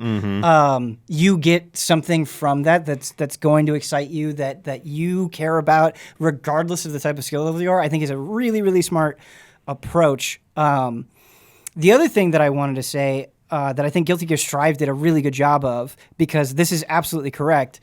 A lot of people have this notion where they're like, okay, I need to learn a fighting game, and their instinct is to be like, I'm gonna go online and look at combos, or I'm gonna learn every move in the moveset, and it's like, no, you're not there yet, right? like you don't. You need to, you need to learn to crawl before you can run. And so like the Guilty Gear Strive tutorial specifically doesn't teach you those things. I don't think that this is a best approach, but I think their mindset is right. And like their mission mode was very layered in the sense that like it really walked you through individual mechanics in terms of complexity. So there was a super nice ramp up in terms of what you were learning. And I think communicating to players like that, because like every fighting game, right, when they have a character trailer, it's like, look at all this cool shit you can do. Like, look at this combo into that, and look at that crazy super. And then a lot of players are like, okay, awesome. And then they download the character and they're like, oh, I can't do any of that, right? So that's what you need to communicate is like, how do you get to the cool stuff? Yeah. Yeah. Ben, Yes. what's Soul Hackers? Soul Hackers. We got a countdown on a Japanese website for Soul Hackers. Yeah. Soul out of nowhere. Hackers is a 1997 Saturn SMT spin-off game that released in North America on the 3DS. And it is a game that I've played all the way through. And it was a game that like definitely has a very cult following. I didn't know you played it. That's Yeah, cool. I did. I played through it. And I actually did not, I think because I went in with like pretty high expectations, I did not like it as much as I thought I was going to. But people and what attracted it to me to it initially was just like, it's just such a cool vibe. Like the like cyberpunk hacker kind of edgy vibe that it has is so much fun and so appealing to my sensibilities. And like my reaction to this, because Huber posted this in Slack, I was like, what? Soul Hackers? Like out of all of the things that I would expect Atlas to bring back, Soul Hackers was not at all what I was expecting. And so I think kind of the out of left field nature definitely has me excited. Is it SMT related or is it entirely separate? What do you mean? I mean, it's very much cut from the SMT cloth where like a lot of the mechanics, like, the same pool of demons. Okay, yeah, that's what I mean. Yeah, because like a lot of these things, like it's like, okay, they're separate worlds or storylines or whatever, but they're pitched sort of as spin-offs. Yeah, so yeah. Devil Survivor and that kind of thing, yeah. It is a spin-off in the sense where it is dealing with like its own cast and its own story, but there are many commonalities that you can compare with like a core SMT game. It's also one of those things where it's been so long since I played the 3DS version. I'm like, okay, am I remembering this correctly? And I think so, but yeah. So, but yeah, out of left field. Yeah, and I think that's coming, Monday. So we'll see. Monday is a big man. day, so we get Soul Hackers What else and is the happening Monday? Capcom announcement. But yeah, because I think the Capcom is like late Sunday night at like 10 o'clock, something like that. what time is the Soul Hackers announcement? I think it ends Monday, but I don't know exactly what time. But yeah, keep an eye on it. I really have to give it to Atlas because I feel like they kind of go out of their way to, in addition to expected things, they kind of have these weird projects that they bring to life like pretty consistently. And so like Tokyo Mirage Sessions is a perfect example where like rather than taking like a super generic or expected path with that crossover, that game is like wonderfully weird and unique in such a cool way. And like not only is it kind of like wild that Soul Hackers is coming back to me, but what SMT5 did in terms of just like presentation and exploration, like that framework is really, really solid. And so taking that and applying it in a different way, but using that foundation to build off of, like this game could be sick as hell. And I don't even think we know like platforms or anything like that. No. They showed there was like some live stream where there's like a couple of like weird like almost through like a distorted video camera like with a bunch of noise on it. You could like make out some things. This is like some guy's apartment and like a pizza and a gun. Bottle of beer. Yeah, bottle of beer, a guy in a black and red jacket, but not really a whole lot there other than to say that it doesn't look like it's like a super high budget game. Mm-hmm. But it's hard. Yeah, it's hard to say where it end up being. Yeah, I'm so curious and excited. I wonder if it will. I mean, based on the images, it seems like it's a brand new game. Like it's not right. a re-release yeah, it doesn't of look Soul like it's Hackers. re-releasing it. No. Yeah. So either it's a remake or it's a new game. And now, a word from our sponsors. With HelloFresh, you get farm-fresh, pre-portioned ingredients and seasonal recipes delivered right to your doorstep. Skip trips to the grocery store and count on HelloFresh to make home cooking easy, fun, and affordable. That's why it's America's #1 meal kit. HelloFresh made me the hero because you obviously realize the pressure that you're under for everybody in that experience when your in-laws come to town. Now, Amanda and her mother's love language is making food for other people. I don't really know what my love language is. Telling people that video games are good, I guess, is my love language. My love language does not involve food. Food brings me a tremendous amount of anxiety. And so it's like, it would be a great win, not only obviously to take advantage of our wonderful sponsor, HelloFresh, but to maybe make some of these meals in the presence of my wife and her mother, who are excellent cooks, and maybe make them happy and show that I'm actually a big boy with big boy pants on, and that in my 40s, I'll be capable of actually preparing a meal for myself. Thank you, HelloFresh. Thank you for bridging that gap and making me actually... It's a very interesting feeling watching people eat the food you just made. It's something... I know you're probably closing your eyes and shaking your head, Jones. You should have done that a lot earlier than your 40s. Well, here we are. And I got there thanks to HelloFresh. Customize your favorite dishes with their new Hello Custom offerings by swapping out one protein or side for another, upgrading for a more luxe experience, or even adding protein to a veggie meal. That means more choices, more variety, and more meals truly tailored to you. HelloFresh cuts back on time spent in the kitchen with meals ready in around 30 minutes or less. Plus, quick and easy meals including 20-minute recipes and low prep and easy cleanup options provide an even faster route to putting food on the table. Go to HelloFresh.com/allies16 and use code allies16 for up to 16 free meals and 3 gifts. That's HelloFresh.com/allies16 and use code allies16 for up to 16 free meals and 3 free gifts. HelloFresh, America's #1 meal kit. What would you do if you didn't have high-interest loans or credit card debt? Would you move to a new city or start a family? Through Upstart, you can pay off your existing debt quickly with a personal loan so you can tackle your next big financial goal. For many people, getting financially healthy means dropping the weight of credit card debt. But where do you start when it feels like a never-ending cycle? Upstart can help you pay off your existing debt quickly and easily with a personal loan so you can start living your life. If you have multiple credit card balances each month and are only paying the minimums, barely making a dent in your credit card debt, it can be discouraging. Upstart can help you pay off your existing debt quickly so you can feel like you're finally getting ahead. Whether it's paying off credit cards, consolidating high-interest debt, or funding personal expenses, over 1 million people have used Upstart to get one fixed monthly payment with a clear payoff date.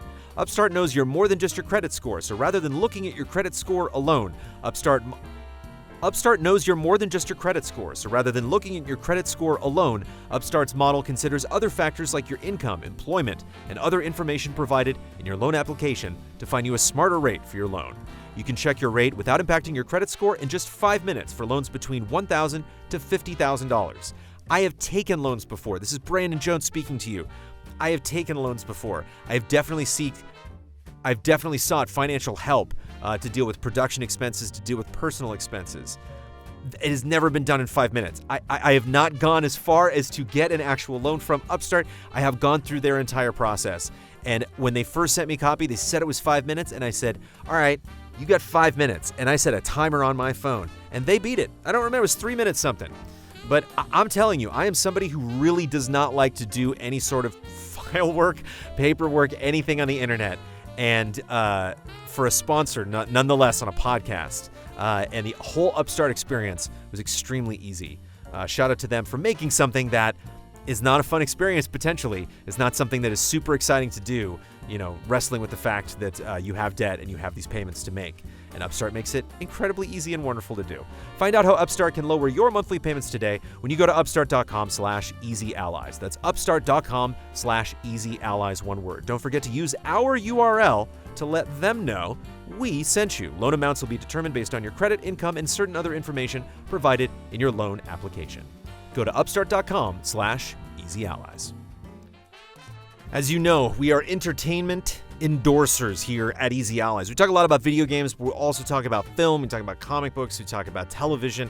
There's a lot of stuff we're watching, there's a lot of stuff we're checking out. We have a show called Spoiler Mode, where we talk about spoilers from shows that we have experienced. I'm botching doing one on Boba Fett because I'm working on other things right now. Whenever we decide something is worth doing a spoiler mode for, the big question is always, how do we access this thing? How do we get our hands on it? Does somebody have access to this service? Do we already have access to a service, but maybe there is a show that we can't watch? Maybe there is something behind the paywall we're already paying, but we don't have access to. What we discovered is you can use ExpressVPN to unlock movies and shows that are only available in other countries. ExpressVPN lets you change your online location so you can control where you want sites to think you're located. Open the app, select a location, tap one button to connect, and refresh the page to access thousands of new shows and movies. It is literally that easy. I use it on a PC. Isla and Huber have both used it on mobile. And Huber can't make that stuff work. Huber figured it out. It was very easy for Huber to use.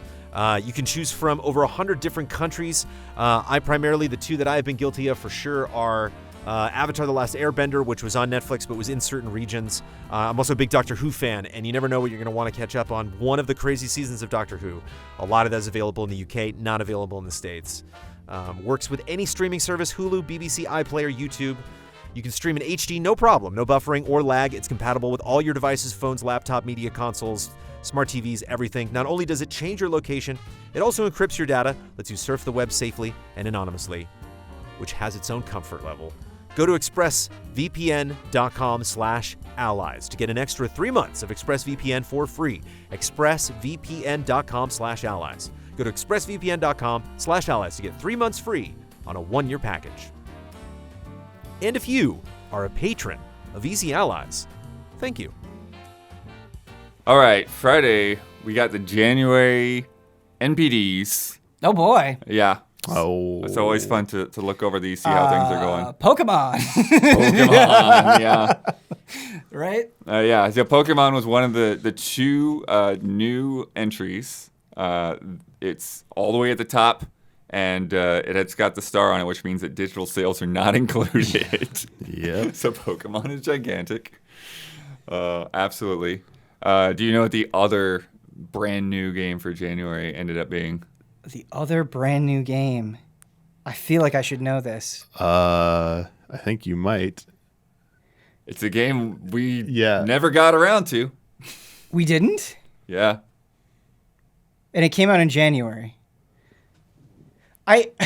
You have to forgive me because It's so hard to remember. Yeah. Well, no, you have to Everything that comes understand out. when you are assigned to review something, your brain just kind of focuses on that thing, and so the last few weeks have just been Pokemon Legends for me. Yeah. So I can't. I have tunnel vision. I can't. Yeah. It was Rainbow Six Extraction. Oh my God! Really? Yeah. At number 9, but it got in there. Didn't Oh, sell wow. as much as Mario Kart 8, but got it. Yeah, so Rainbow Six Extraction, I had some reservations about going in, but I played the tutorial of it, and this is I totally admit this is absolutely not being fair to the game. I'm not in a qualified position to say whether that game was good or not, but after playing that tutorial a few times, I was like, I never play this again. I just personally had no interest in it. It's not good if your tutorial's doing that. And then we also had 2 games kind of come back on the charts. Yes. You know one of these. You Yeah, absolutely know one of these. You probably know both of these if you think about Why it. am I so bad at Why would guessing? they come back? It's a port. Yeah, we got two New two platform. PC ports. PC platform. PC ports. PC port. Oh, Monster Hunter There you Rise. go. Yeah. Got Monster Hunter Rise. Dude, I've And been number playing Monster Hunter 3. Rise on PC, and it's so jolly. And Dude. then God of War God of number War. 5. Yeah. That Yeah. resurgence. What?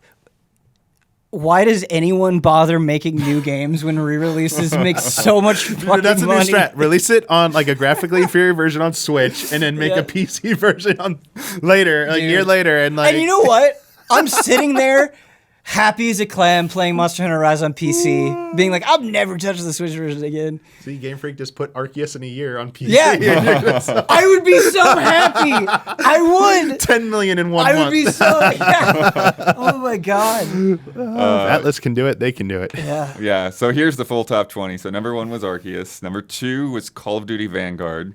Of course. Number 3 was Monster Hunter Rise. Number 4 was... Number 3 was Monster Hunter Rise. I'm gonna clap for that. That's great. Yeah, right between Call of Duty and Madden. So Monster Hunter's doing good. Number 6 was Miles Morales. Oh, that's a So that's big still surge. hanging around there. Yeah. Well, it was Dude, 7 the Damiani- month before, but I guess not. I guess not surge. Longevity is the word I was, Yeah. sorry, I was going for there. They're like that. The thing's just like over a year now. It's still charting in the top 10. Doing really yeah. well. Damiani, 10 years ago, a port of Monster Hunter of a Monster Hunter game being number 3 at the NPD would be impossible. A port. Yeah. It's like a port, not even the main Like, release. it wasn't that long ago that would be unheard of. Number 7 is FIFA. Number 8 is Mario Kart 8, as I said. Of course. What Keeps else? going. Bring those tracks. Everyone will buy Yeah. it. Everyone. Number 9 is Rainbow Six Extraction. Number 10, Battlefield 2042, which Still hanging around. making some headlines too this week. Just like the internal reports on why that's not doing too well, but Right. it's still there in the NPD. So Right. 11 is the other Pokemon, Brilliant Diamond, Shining Pearl. 12, Far Cry 6, hanging in there. 13, Minecraft, hanging in there. NBA 2K22, Mario Party Superstars, Animal Crossing, Forza Horizon 5 down at 17. Ooh. Halo Infinite right behind it at 18. But big drop for Yeah, they for say Halo. Halo Like, dropped. to The thing that makes that weird for both Halo and Forza is they're on Game Pass, and that's not right. included in NPD. Yeah, I don't think it is. I don't know. How you I do mean, that. maybe Yeah. it is. I don't think it is, but Yeah, be it's wrong. weird because digital sales for everyone that does report them to NPD, it's like, the publishers send that over. So I don't know if Xbox would somehow like give them some weird, here's our Game Pass, attach rate. It probably doesn't make any sense. So yeah, probably just full on digital sales. And then Smash Brothers Ultimate at 19 and Call of Duty down at the bottom with Black Ops Cold War. So two Multiple Call of Duties on there. Duties. But then, Oh, yeah. not January, but right on the tail, we've got another big game.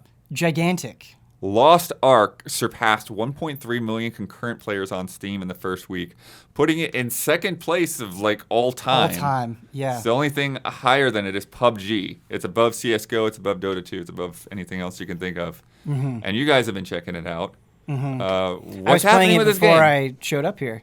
Why the jump? Why is everyone into it? Blood, I'm so excited to talk about this game because, like, Lost Ark is truly fascinating to me because it's not a great game. Like, it's not. I really am having a good time with it. I think the combat is so much fun, but if you really want to give it a fair evaluation, like, the questing is as generic and boilerplate as it could possibly be. You are constantly getting notifications of like, click on this, click on this, click on this, click on this. And so there's a lot of things that I think other games get criticized for. I mean, maybe would even sink other games. I do think I'm going to keep playing Lost Ark. I am enjoying it, but I think its quality is kind of being superseded by how much of a social event this is and how utterly genius the release strategy for Lost Ark has been, and it also shows the power of Twitch in multiple ways. Yeah, so that's why I was wondering if Amazon being able to push Twitch to make this happen. Yeah. I think Amazon having a significant investment in this game as well, being its publisher. Yeah, they're there, publishing it here. Yeah. is they're definitely pushing very hard on this, and but they also have like a bit of a zeitgeist behind it too, where Yes. they were trying to do that with New World, but New World was brand new. It didn't exist before, and they were trying their best, and like it did have a big arrival when it was the flavor of the month. But this time, its big release for the rest of the world here, it comes with a little bit more of a pedigree because it has been such a big game overseas. It has an established reputation, and like it just goes to a lot of the biggest streamers were just waiting for this game to come out so they could dive into it. So it just like led to a thing where it has already been a known quantity, plus people waiting to finally dive into something they've heard about. Like, man, all I've been hearing about is this thing. And as you said, like maybe it's not like a great game, but I think there's so much about it that is familiar. Yes. And people like that. And it even speaks to like what Huber likes to champion. Like nothing beats like a new MMO launch. Like it's like that mentality. And this it has a lot of the key components I think that people are looking for. And I keep hearing that at a certain point, like every MMO, after a certain point, it gets good. It does get good. Yeah. So it's like you just gotta like push through those first 50, 100, whatever hours it is, and you'll eventually get to the good part of it. And that's like I don't know. There are people who are still playing it, and I can't say if it's gonna last forever, but like it is definitely. If they react fast enough, they could definitely do something with this. Yes, there are. What's so interesting about this game is there's so many different angles to measure its success. And Damiani, you kind of touched on some of them, but I want to elaborate there. Where because this is an established game, it doesn't run into the pitfall that so many new MMOs run into, where everybody gets really excited about it, and then they get to the end game. And they're like, there's nothing to do. Like this, because it is an already existing game that has been going on for years, they already have an end game that is fleshed out and that people are speaking positively about, right? So you have that, which is huge. But then you also, like, the power of Twitch cannot be overstated. I mean, when you have like more than like 350,000 concurrent viewers watching one of the biggest streamers play this, but not only like that streamer, but like the top like 10 biggest streamers are all playing this and talking about it. You want to jump in, and Lost Ark did the very smart thing where you could pay for early access, but it's also free to play, right? And so it's like they're attacking it from every possible angle. But then part of the reason why those streamers had such high view counts is they're like, if you watch this person for 4 hours, you'll get a pet in game. Yeah. Oh, And you know what I did? Yes.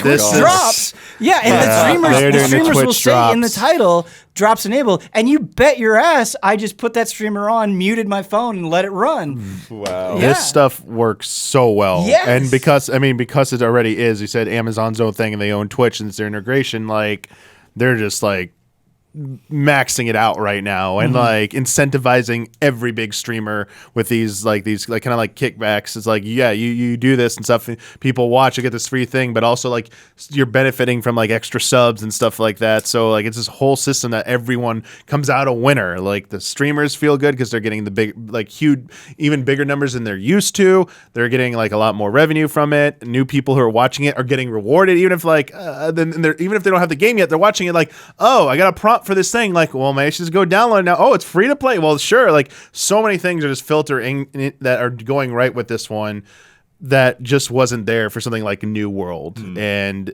I also think it's like the game feels maybe a little bit more like, I know there's a lot of things flying at you, but again, that familiarity, it feels so similar. It kind of the combat is incredibly slick. Yes, I do want to give a shout out to the fact that not everything works as smoothly as I had hoped in terms of like controller inputs, but the combat system on controller is pretty much like flawless.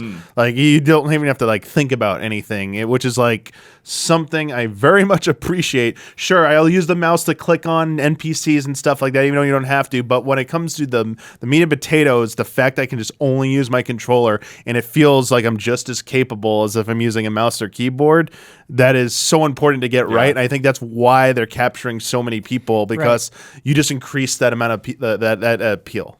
Yeah, and it doesn't. Speaking again to the combat, right? And so the class that I'm currently playing, the first class that I picked is a gunslinger, right? And you said the meme, like, yeah, after 50 hours, MMOs get good. Literally, in so many MMOs, you start basically naked, and you're like, okay, go hit this rat and just push the 1 key, right? My first class, it's like, okay, you're a gunslinger. You can switch between dual pistols, a sniper rifle, and a shotgun. Here are all of your abilities where you're flying around, you're shooting a hailstorm of bullets, and things are exploding all around you, right? And it's like, you know, of course that's not getting, I'm not saying that like mechanically that is brilliant or anything, but it's just that initial satisfaction that you get, that initial flash, I think definitely draws people in, where it's like, you don't have to go through all of that to feel powerful. You can start the game and get a sense of that pretty immediately. And so I think that is extremely smart. Yeah, that's such a good point. So many of so many I think almost every MMO probably. I haven't played them all, but it feels like almost every MMO doesn't get it right when you're starting out. Right. They really do a bad job of taking too long to get you to a point, no matter what class or job you pick, that you don't even get to like the basics. Like you're on training wheels for so long, Yep. and it's an uphill battle at that point because the game feels so simple, so basic, and that's why everyone accuses every MMO of looking the same, doing the same things, because like you don't have all these skills yet, which really differentiate everything and make combat feel more unique. Even like there's one of the biggest criticisms against Final Fantasy 14 is that like you have like nothing at the beginning. Like so many people want to see them overhaul it in the future to maybe like take all the abilities you have at level 50 and just slap them on you at level 1. People can handle that. Like you trust your player base a little bit more to work with that stuff, because it's just so boring to play below a certain level. And the fact that like I start out and I see so much available, it's like that, and it looks cool. Like I did the what was the Monk's Advanced class, not the Peacekeeper, though. The one on I the don't far, know the names of the one on the classes, far unfortunately. right, I forget what it's called, but their bread and butter one is like a charge move where they pound the ground and launch everyone up, and then they follow with like a gun thing or whatever, like some kind of like projectile where it juggles them in the air, and I'm like, that's a cool combo. Yeah. Sounds like Dynasty Warriors. Yeah, I was Yeah. like, all right. Yeah, I was like definitely. that like I've not seen, like that's much more impressive to me than just doing like light up button 1, 2, 3, and I just did 3 different types of sword punches or something. It's like this feels more rewarding to me at the start. I also think the timing for this game is just about perfect, because I think there's a huge audience of people that really love action RPGs and MMOs. I do think there's a lot of bleed over between those two things. And it's like, WoW is kind of in a down period right now. I think if you're an avid Final Fantasy 14 player, you've finished Endwalker, right?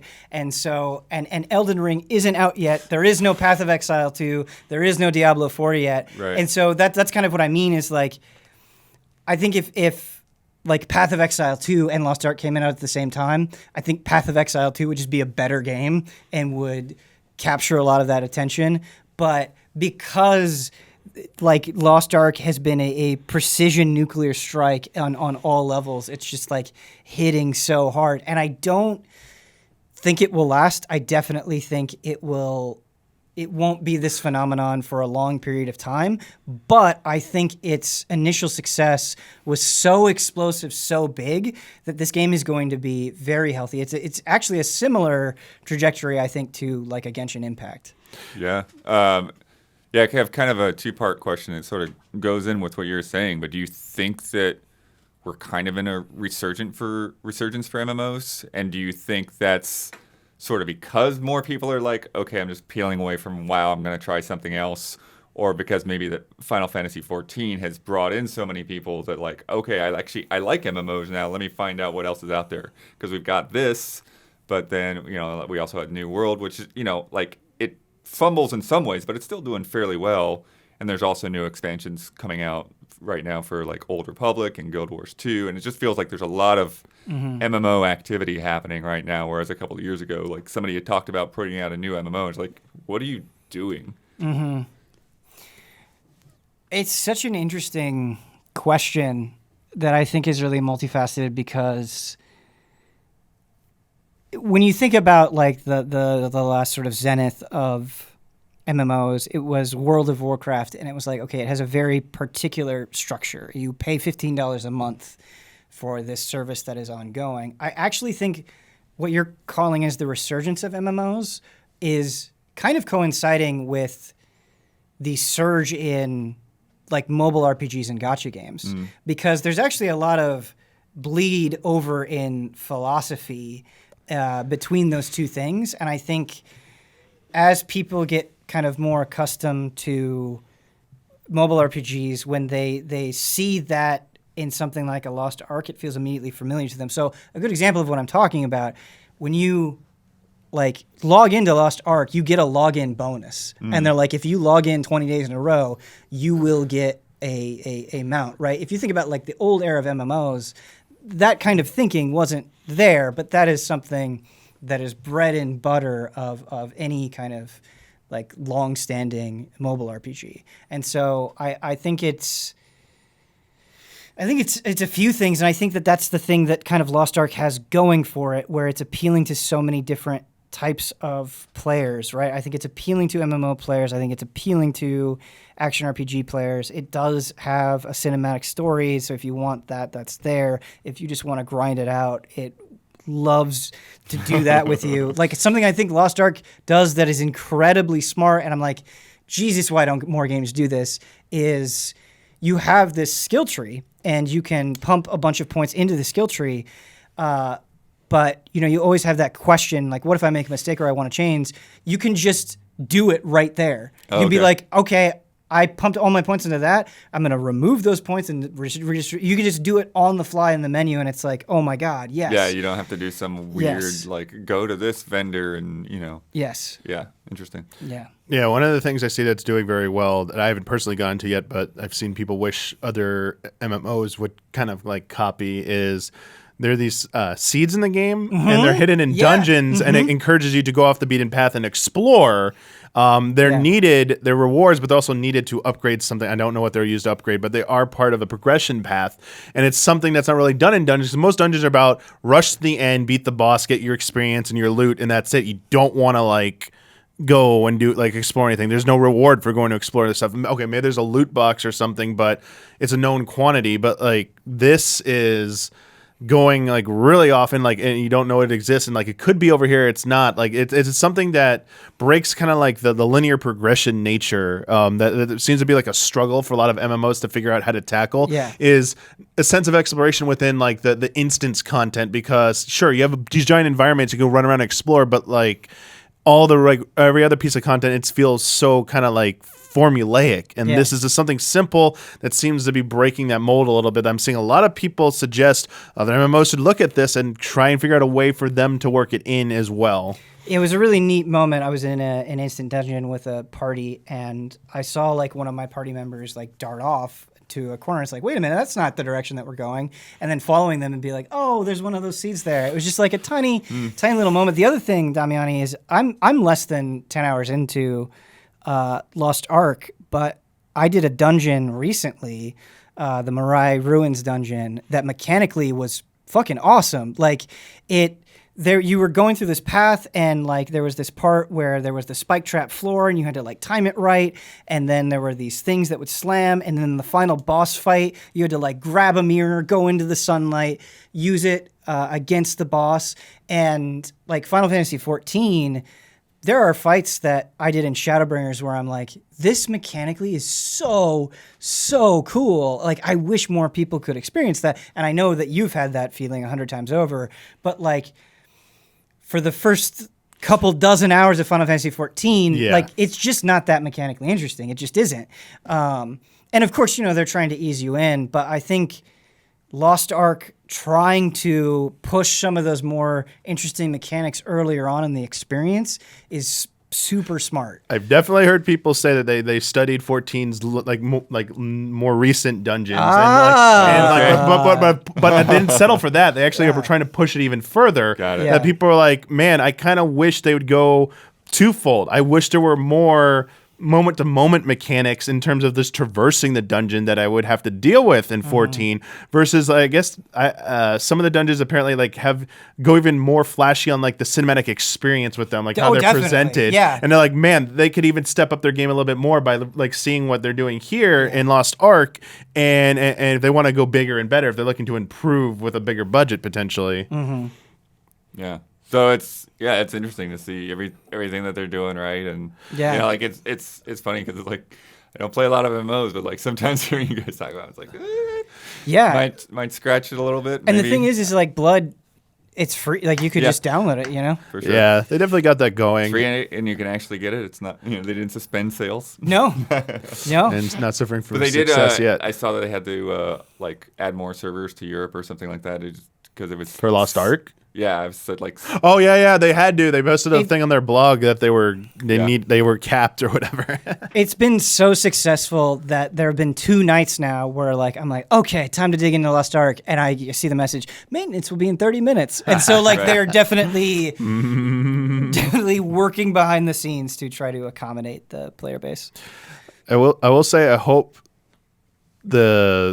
its nature. I've seen the accusations of like the pay to win stuff in it. Right. I hope that's what I'm talking about. They're like they are like maneuverable. Like they have enough maneuverability and flexibility to adapt to maybe how international audiences receive that type of stuff, and potentially like different like go a different path with that. Like either curtailing it a little bit, or I don't know, like you still having it, but it's not so much like a pay to win where it could be more like cosmetic. But this is a concern that they'll probably need to like figure out if they want this game to have longevity. 2, you can pay, like a lot of money can buy you a lot of publicity and a lot of reach in your launch, like we're seeing here. From this point on, despite its pedigree, like they have to earn their success. I feel going here, and it's about keeping those content updates, keeping their fan base happy, and just not being like, oh, we had a big launch. We'll wait 6 more months before we do anything like new. Like they have to understand that won't work. right. So you're saying like because they have that built-in advantage, that people will still get to the end of that stuff, and then how soon? Yeah, is like the they new can, content like coming? they could still pay for like bursts, but like that's gonna like have diminishing returns after a while. Like they need to have genuine like passion and enthusiasm from their fan base to keep that game going, to maintain this level of success, if they want to avoid just being another flavor of the month where we moved to March and I was like, Elden Ring, bye, like Lost Ark, I'm not coming back to even after Elden Ring, like I'm playing Elden Ring, and then like some other MMO launches like in April or whatever, and it's like, well, we're gonna try this out. Bye. Like you don't want that to happen. You want people to become so engrossed, so invested in your game, and it has to be quality. That's the biggest thing. Yeah, and who knows?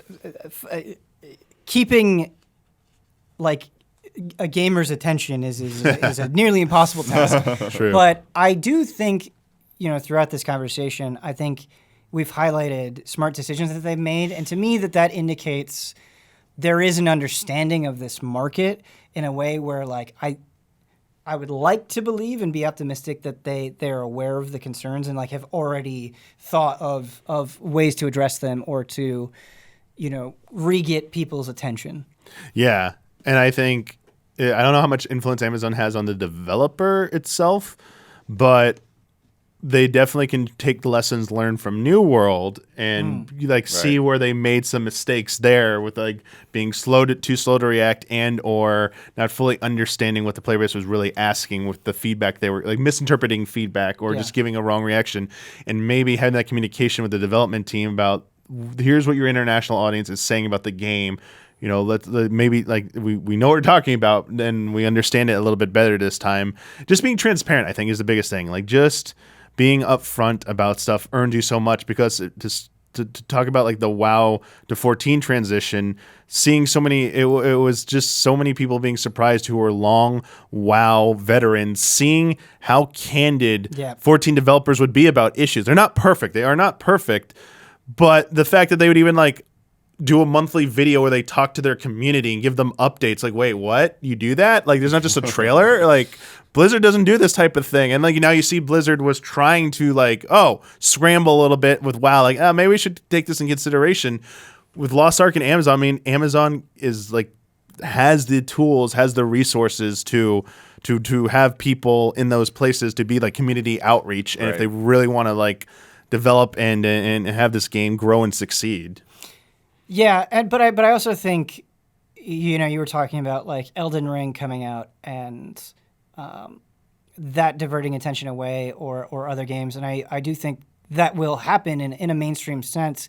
But I think so many games have constantly proven that you don't necessarily have to be at the forefront of mainstream attention to cultivate a large audience and generate continued success. I think Warframe is a perfect example of that. I think Genshin Impact is a good example of that. I think Fire Emblem Heroes is a good example of that. Right? So I think as long as you're able to be in tune with that core audience and continually provide for them. Exactly. Even if you're not, at the front page of Twitch, I still think you can be a quiet behemoth. Yeah. I will say that your thing, you asked the 2 questions you posed. Right. I will say a big element of this is WoW just faltering. For so long, we've had so many MMOs that have come over the years, and there's just not enough. WoW just gobbled up so many people. Yep. And now that it has, it's faltering, whatever you want to say, it's happening with it. It is no longer the juggernaut that is created. Its power vacuum has allowed enough new entrants to come in and have a chance. And I think this is positive because having all these other ones falter and fail in the shadow of World of Warcraft or only found minimal success. This might be what the genre needs because so many people are MMOs are probably not going to be as many of them. It's a hard market to get into. Was because it was so dominated by one player. I think this is healthy actually for MMOs, and maybe there'll be potentially is a renaissance, and maybe we'll see some more innovation and people pushing the boundaries of what you can do in these types of games. Dude, Damiani, you are absolutely right. WoW was in this almost singular position where it was so big and so many people were ride or die for it. I mean, it had devotees that lasted for years and years and years and were committed exclusively to World of Warcraft, and they squandered that devotion in an almost unbelievable way, but they fucked it up so badly that even the most devoted people were no, I'm going to try out something. And I think that squandering, Damiani is exactly right. I think if WoW was killing it, these things would not be happening in the way that they were. Even I still think 14 would be a very successful game purely on the merit of its own quality. It's a super good game, right? And it has that name recognition. But it's also, I think, without a doubt, WoW's faltering only helped it. Yeah. Also this week, Cyberpunk 2077 patch 1.5 released, finally bringing the next-gen update, as well as a whole lot of other stuff in there. The patch notes are gigantic. You've got to reallocate your skill points. You can brew coffee now. You can buy apartments. There's a lot going on there. Also, it did not boot after the new patch was applied, so they have to patch the patch for me. I have to turn off services, audio services. There's a conflict on PC. Come on, man! Well, maybe next week. It's so funny. That's great. Speaking of CD Projekt Red, a new studio named Rebel Wolves, started by former Witcher 3 and Cyberpunk devs, working on a AAA dark fantasy RPG on Unreal Engine 5. Dark fantasy RPG? Yeah. There aren't a lot of those.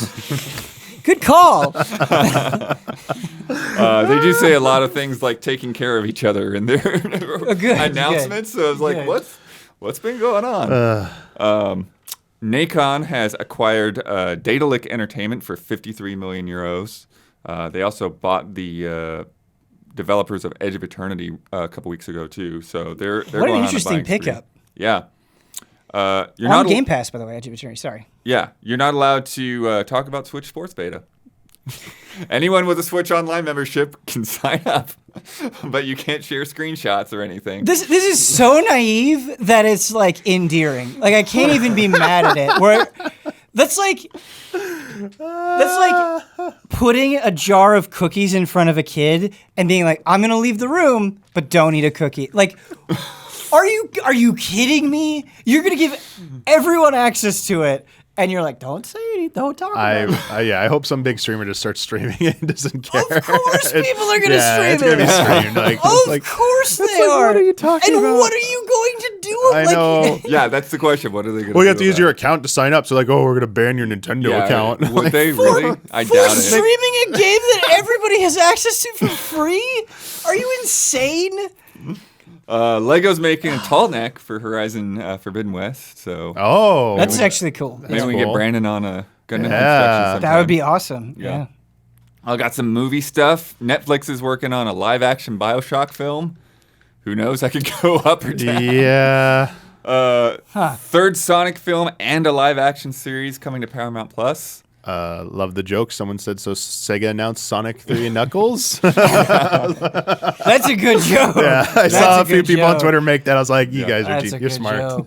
The Uncharted movie audiobook is narrated by Nolan North. That feels insulting, right? Right. It's so weird. That feels insulting. The Mario Kart 8 DLC has been confirmed to work without buying it. You can play that with other people online. So, yeah, as long as one person owns it, you can play on those tracks. Oh, wow. That's cool. Yeah. Gotta find friends who And buy it. apparently Skull and Bones is going to come out before April 2023, according to Ubisoft's financial briefing. Oh, really? Sure. I'll believe it when I see it. Yeah. Yep. Well said. All right, let's play a game. I don't know what to do. I was not prepared. There's the light. I did not expect this coming from you, Daniel. These are submitted from our patrons. This is from Anthony Zaylor. Quick, easy one. Well, maybe not easy, but a quick one. How many playable characters? So here's the idea. So not how many people playing at a time, but how many playable characters are in the game. So like easy example is like Mario Brothers. You got Mario and Luigi 2 characters. These Okay. go higher the further we go. Okay. Okay. And I'm going to keep score. So Oh, whoever gets closest is going to get the point and fastest. Golden Axe, 4. 3. It's 4. 3. Oh, it's 3. Shit, it's Oh, it is 3. 3. I was like, it's probably 3. Oh my God! No, I love Golden Axe. I should Me know too, that one. yeah. That Warrior, one. dwarf, and lady. Yeah. It's. But I only ever played the dwarf. But yeah, it's blue warrior, red warrior, lady, and then green dwarf. I only ever yeah. played the lady. Yeah. Super Mario Brothers 2. 4. Yep. Yeah. Got it. Yep. X-Men Arcade. 6. Yeah, it's 6. Isla, yeah. Yeah. Yeah. Shit. Sonic Heroes. 8. Okay, there's teams. No, it's teams of 3. I want to say this is a shot in the dark. 9. Isla, you have a guess? 7? Ben, it's 12. Nice. Okay. Nice. Street Fighter 2 Turbo. Oh God. 16. 16? Oh, I was going to say 16 too. 14? 13. 12? 15. You already put your guesses. I don't know how this game works. Oh, damn it. Yeah, I know what it is. Ben is taking a long time to consider. Counting. 18. You're all going to get a point. It's 17. It's between. Yeah. Oh, okay. I feel pretty good about that Yeah. then. That was good. That was a good guess. This one should be easy to work out if you know, but F-Zero X. Oh God. 36. Oh God. 22? I don't know anything about this game. In F-Zero X, are there multiple racers per car? No. Okay. Oh, there might be one. I don't. Well, think they there's one that accounted has for 2 that. characters in it, but I don't know if they count that. Yeah. Yeah, I don't think they did. There's a lot say of this. cars. We'll say cars. Cars. Okay. There's definitely a lot. 30. Yep, on the nose. Nice. It's 30. Too high. 30 cars going at 60 frames per second on the N64. Heck yeah. Genshin Impact as of February 16th. 45. Oh. 65. There's a lot. I'm gonna say 40. 49. Okay. Ooh. So you had 45. That was the closest. Damiani gets it. Yeah. This is a good game. Marvel vs. Capcom 2 New Age of Heroes. 60. There's a lot. I don't know if it's quite 60. 52. I'm gonna say 54. Ben's got it. 56. Oh. I can't believe this. I didn't know this. Naruto Shippuden Ultimate Ninja Storm 4. 77. 65. 80? Isla, 106. Whoa! Okay, yeah, All right, way all off right, there. All right, we're crazy. Dota 2. Oh God, 146. 160? no. You skipped Suikoden 108? Yeah, that one's Kinda. easy. I don't think Dota has 100 heroes. They all go up, though, so It has to be be more than more 100. than Naruto, yeah. LOL is like What? 275 or something. Are there really more than 100 characters in Dota 2? 110. I think Damiani is the closest. 122. But what did you say? 146. No, I think Ben is close. Yeah. I don't know what I said. There are you were like 122 heroes in Dota 2? According to Anthony. I'm in disbelief. And then the final one is League of Legends. 275. Yeah, like 200. Raw 200. Might be 175. 230. It is 158. Oh, wait, Ben. So, Yeah, I was, Ben had I the was lowest. closest. Ben had the Yeah. I had the lowest. highest, yeah. yeah. So, yeah, Ben won that. 6 points. Woo! All right. It's time for Love and Respect. Good game. Who did that? Anthony, Shout out, Anthony. Yeah. Anthony Zahler. Good job.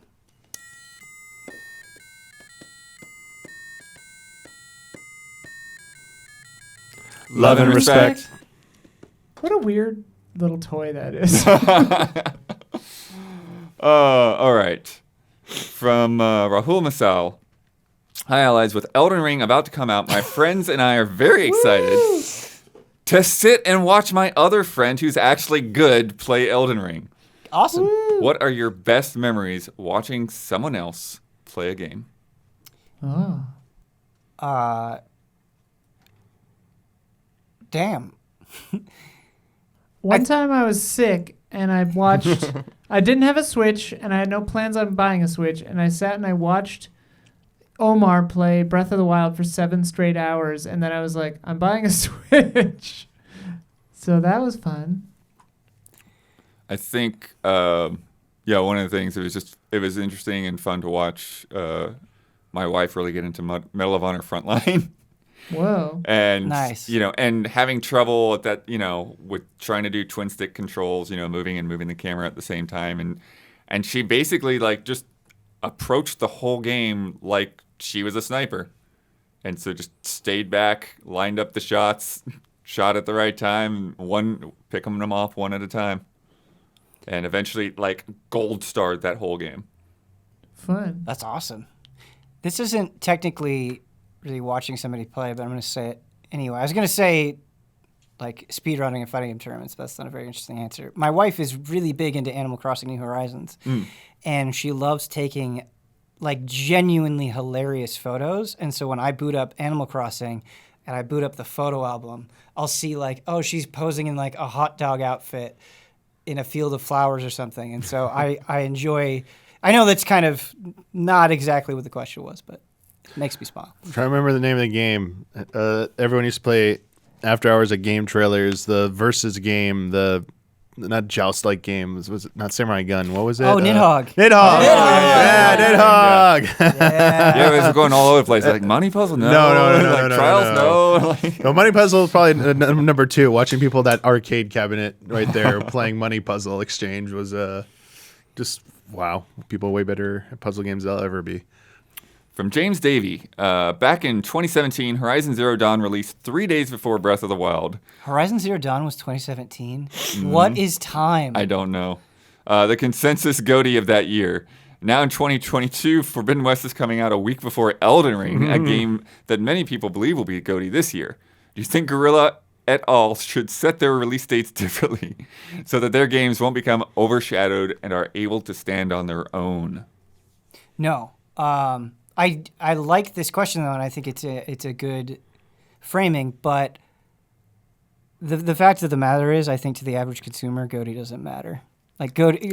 People that get upset about GOTY. They're very passionate, and there's a good number of them, but I think when you compare that to the average PlayStation user, they don't care.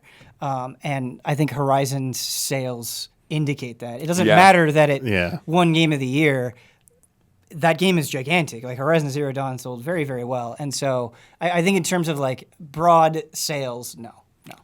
But I think it's something that it's a game by game thing, right? Because like you're saying, like Horizon is a very strong brand. Like the first game sold really well, but not only that, but it's very identifiable, right? Like you have robot dinosaurs, like it's pretty appealing to a wide audience. And to be fair, like it's one of those games along with like an Uncharted or a Last of Us that I think Sony really wrapped their brand around. I mean, you would anytime like you would have a PlayStation thing, you'd probably see Aloy somewhere in some promotional capacity. Yeah. Whereas like I think like I still shake my head that like Grid Legends is coming out the same day as Elden Ring. I'm just like, well, why? Yeah, so that is a different thing where I don't, exactly, because it doesn't have the Gran Turismo is like a couple weeks after. It's just like, why? I don't understand. Yeah, no, that's EA, a different, why? That's a different Especially when there's like a long lead time and you're just like, there's nothing you can do. Just change your release date to get out of the way but of the it. thing is those things were already on the calendar when they decided to announce their date. Yeah, but so it's like, movies do this more and more. They like try and make room for each other because it's just like it's not good for a game or movie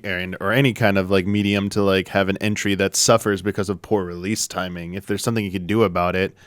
Yeah, I mean, maybe just back in the past, it was a scarier proposition because of the money involved. Like we always talk about when a game's delayed. Like, oh, it's funny when you go to the fast food place, they have like those Halo cups, even though it's like delayed or something. It's like, yeah, marketing requires a lot of lead time. So, but at the same time, you launch next to something like an Elden Ring, and you're kind of like a small fry. No one's going to really notice you whatsoever. Whereas you have like a window of a week where nothing big's releasing in the middle of like summer, you're probably going to do better. But it does feel more and more like those windows are getting smaller and smaller and fewer. Like there's so many games coming out that that's what I wanted to bring up. Is I think it is logical to be like, oh man, these two big titans are releasing so close to each other. Is that bad? I get why you would think that. I do, but I also think that we are moving at an ever-increasing speed in terms of how quickly the conversation changes and how quickly people get through things. Like it's moving faster than ever. And so while, when you think about it, you're like, oh man, these things are only a week apart. I think in the gaming world, with how fast it moves, that's actually plenty of time for Horizon. Yeah, well, not plenty of time for most people to finish it, but yeah, I think enough for it to be out ahead. Like it's better, I think, for Horizon to be out ahead of Elden Ring than for it to be the week after. I agree. But I also think with the amount of games that you're talking about, that the bar on indie games has been raised to the point that they're in those conversations. It's like there's not this big separation. It's like, yeah, sure, there's like smaller things like like Infernax people have been talking about that maybe more of a flash in the pan as the flavor of the week kind of thing. But there's so many games like Sifu that like we're gonna be talking about the game at the end of the year. Yeah, for sure. I think the other thing to keep in mind with the Breath of the Wild and Horizon Zero Dawn comparison is Horizon wasn't just going against a new Zelda game, but it was also the launch of a new Nintendo console, right? And that the launch of a new Nintendo console, regardless of how you feel about Nintendo, is going to dominate conversation. For sure. From Andy Schreiner. With Cyberpunk 2077 dropping a big patch to address many of its issues, would it be fair to go back and re-review or possibly amend previous reviews? I don't believe this is something that has generally been done before, but with games that go on to make huge comebacks such as this or No Man's Sky, Fallout 76, etc., should critics go back and change their minds to reflect the current state of the product? I don't think you go back and you change your score or your original review. I don't really agree with that stance. What I think is more effective is putting out something brand new I see a lot of people do this, and I like this approach. Is how is XX game or whatever in this year? So like, how is Cyberpunk in 2022? And be like, there's a new patch that just dropped. You might have seen it get a lot of bad reviews back when it launched or whatever. Even our review was like very negative, and say, but now it's actually good. Like it's just a new way to have the conversation. I don't think. You would have to change the way reviews work. That's like a larger conversation. I don't even know if it's even worth it to like even invest in that. Like it is a whole other like argument to maybe be made about like where reviews like need to go. But I think it's more worthwhile to just have a newer conversation and brand it as a new conversation, and you tag it as like, how's this game now? Right. And like that will people will be like more drawn. It's like less threatening too. Whereas like you go back and change a review, like score and reevaluate it. It opens up a whole bunch of can of worms, I feel like, and it also just leads to a lot of like arguing, and like it leads to more negativity than positivity, I feel like, by doing that. You're trying to rectify something because the game is updated, but then people are like, I don't know, it leads to these like tangential discussions which aren't what the point of why you were trying to do it. Like this approach feels way more, I don't know, like way more agreeable to me. I think, like, ideologically, I get where this person is coming from. Unfortunately, from a practical perspective, I just don't think it's feasible because, you know, we're 7 people and not all of us review games. And as we just discussed, there are so many games coming out so close together that I think from our perspective, right, we have to gauge audience interest. And I think there's going to be a much bigger interest in us putting time into a brand new release game than going and revisiting a game that we've already talked about at length, you know, and I think the numbers would more or less bear that out because, you know, it wouldn't just be a simple conversation. It's like, okay, I would really want to like sit down and put time into this thing. And so, you know, that's a big resource that you're allocating to something. Well, and I think the other thing, too, that's really difficult with this, well, number one is, you know, if you think of, like, Metacritic, which is where I think a lot of people, like, are looking and say, like, oh, get the Metascore back up or whatever to be accurate, you know, to what you're going to play today. But they're not going to do that. Like, that's just against their policies, that, you know, to avoid, you know, things happening to where, like, people will, like, well, you better put your score up so we get our Metacritic, you know, that kind of, like, threatening kind of thing to happen. You know, just sort of like a safeguard that they have. It's like, once you put that score down, that's it. But I think the other thing too, with the difficulty with something like a patch, is like you can't play the patch until it's patched. And so when people want to know that review, when they know if it's better, they want it right now. So you can get like a quick reaction of somebody like checking out the things that are in the patch notes and sort of seeing, but chances are, you know, in the 2.5 weeks it takes you to get through a solid chunk of Cyberpunk, people have already moved on from that release. And I think too, the other thing that's really difficult for me as well is like, if I've already played that game, trying to go back and play it again and put a new score on it, considering what has changed, it's a super difficult thing because you're not experiencing it for the first time. Yeah, I think not being fresh with it does make it difficult as well. Because even for me, like booting that thing up and driving around is like, I guess it's better. I'd have to like really like put some time in to see those things and like just like bugs happening. Well, now they're not happening, so I'm just like not bothered by that stuff as much. Yeah, it's very tricky because, you know, you also have to, your audience has certain expectations of you, right? And I think that is very important. And so it's like, okay, well, we're going to re-review this game. And then it's like, well, why don't you re-review this or this or this, right? And it's like, and then what is our threshold for re-reviewing something? How big does a patch need to be, right? And so it just because they've been patching and patching and patching. And so this is like one on top of the past year. Right. And so it just like, I'm not saying that shouldn't happen, but that's kind of not why I think the proliferation of all these different and specialized YouTube channels is important, right? Where I don't think that approach fits Easy Allies, but if there are channels out there that are like, okay, one of my main focuses is coverage of Cyberpunk and news on Cyberpunk, right? Like that information will be out there and easily accessible, right? And so there are so many YouTube channels that like hyper focus on a specific thing, and I think you could get that information there, even if we're not going to be the best source of it. Yeah. All right, it's time for bets. Fun game. Good games, everybody. This week's bet, it's going to be next week, will be the eve of Elden Ring. We are going to go through the top 10 critic reviews on OpenCritic. How many times will we see any form of the word punish? So punishing, punishment, punished, all of that. I counted Sekiro. It was in there 15 times. Michael Damiani. 50. 50. 5-0. Ben. 17. I initially guessed 13, but then I changed it. Isla.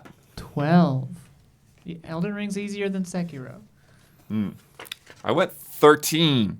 Oh. So, yeah, you got the low, though. All right, last week, Total War Warhammer 3 launched on PC this week. Yeah, like today, I think. Yeah. So today, where will Warhammer lie on Google Trends?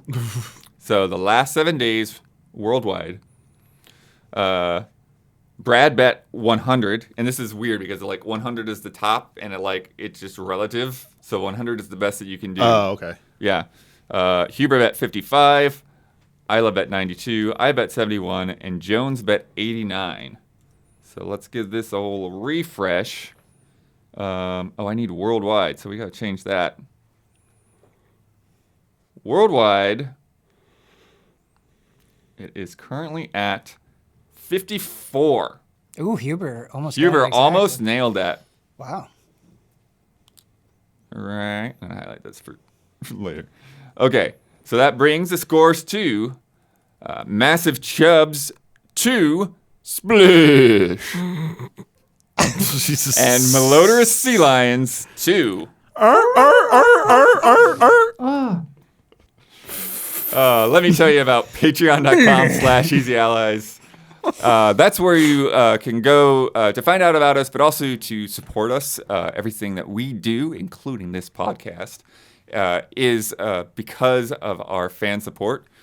Basically, rather than charging you $5 at the door, you can come in and you can pay what you want and whatever you feel like is a good value for you to keep Easy Allies going for our reviews and all our podcasts and our shows and everything. And so we have different reward levels and stuff. So at the $1 tier, you can get some exclusives and you can get in polls and things like that. And then we got $5 where you can submit for love and respect and get early access to other shows and all kinds of other things in there. There's fan mail, there's Q&A, all that stuff. And at the very top is our shout-out tier. And those people are giving us $250 a month. Thank you very much. And they get a shout-out on this podcast. So, shout-out to Caleb, Togi Crawford, El Thanis, Greg the Dark Knight Kettering, Nick, and El Thanis, and Raymond Wheeler III. Shout out. Shout out. All right, so since Huber won and you were on last week, right? No, neither one of you were on last week. Ooh. I was not on last week. Nope. It was Ooh. Brad and Huber. Who was in that seat?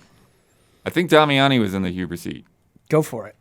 Yeah, so you get to promote any Easy Allies video you want to promote, get the final word on anything you've disagreed with, want to reiterate, or just popped in your head, and you get to sign off with your trademark sign-off. All right. I'm looking at our most recent videos, and I see at the top, Welcome to Jurassic Park Huber Syndrome with That's a Dawn. good choice. That's a good choice. So that's Dawn in his wheelhouse right there, so you should absolutely check that out. Something I disagreed, or final word I want to say. You know what? Elden Ring. May the way to the... Couldn't even get my trademark sign off right. Elden Ring. Elden Ring. Elden Ring's the end. Elden Ring!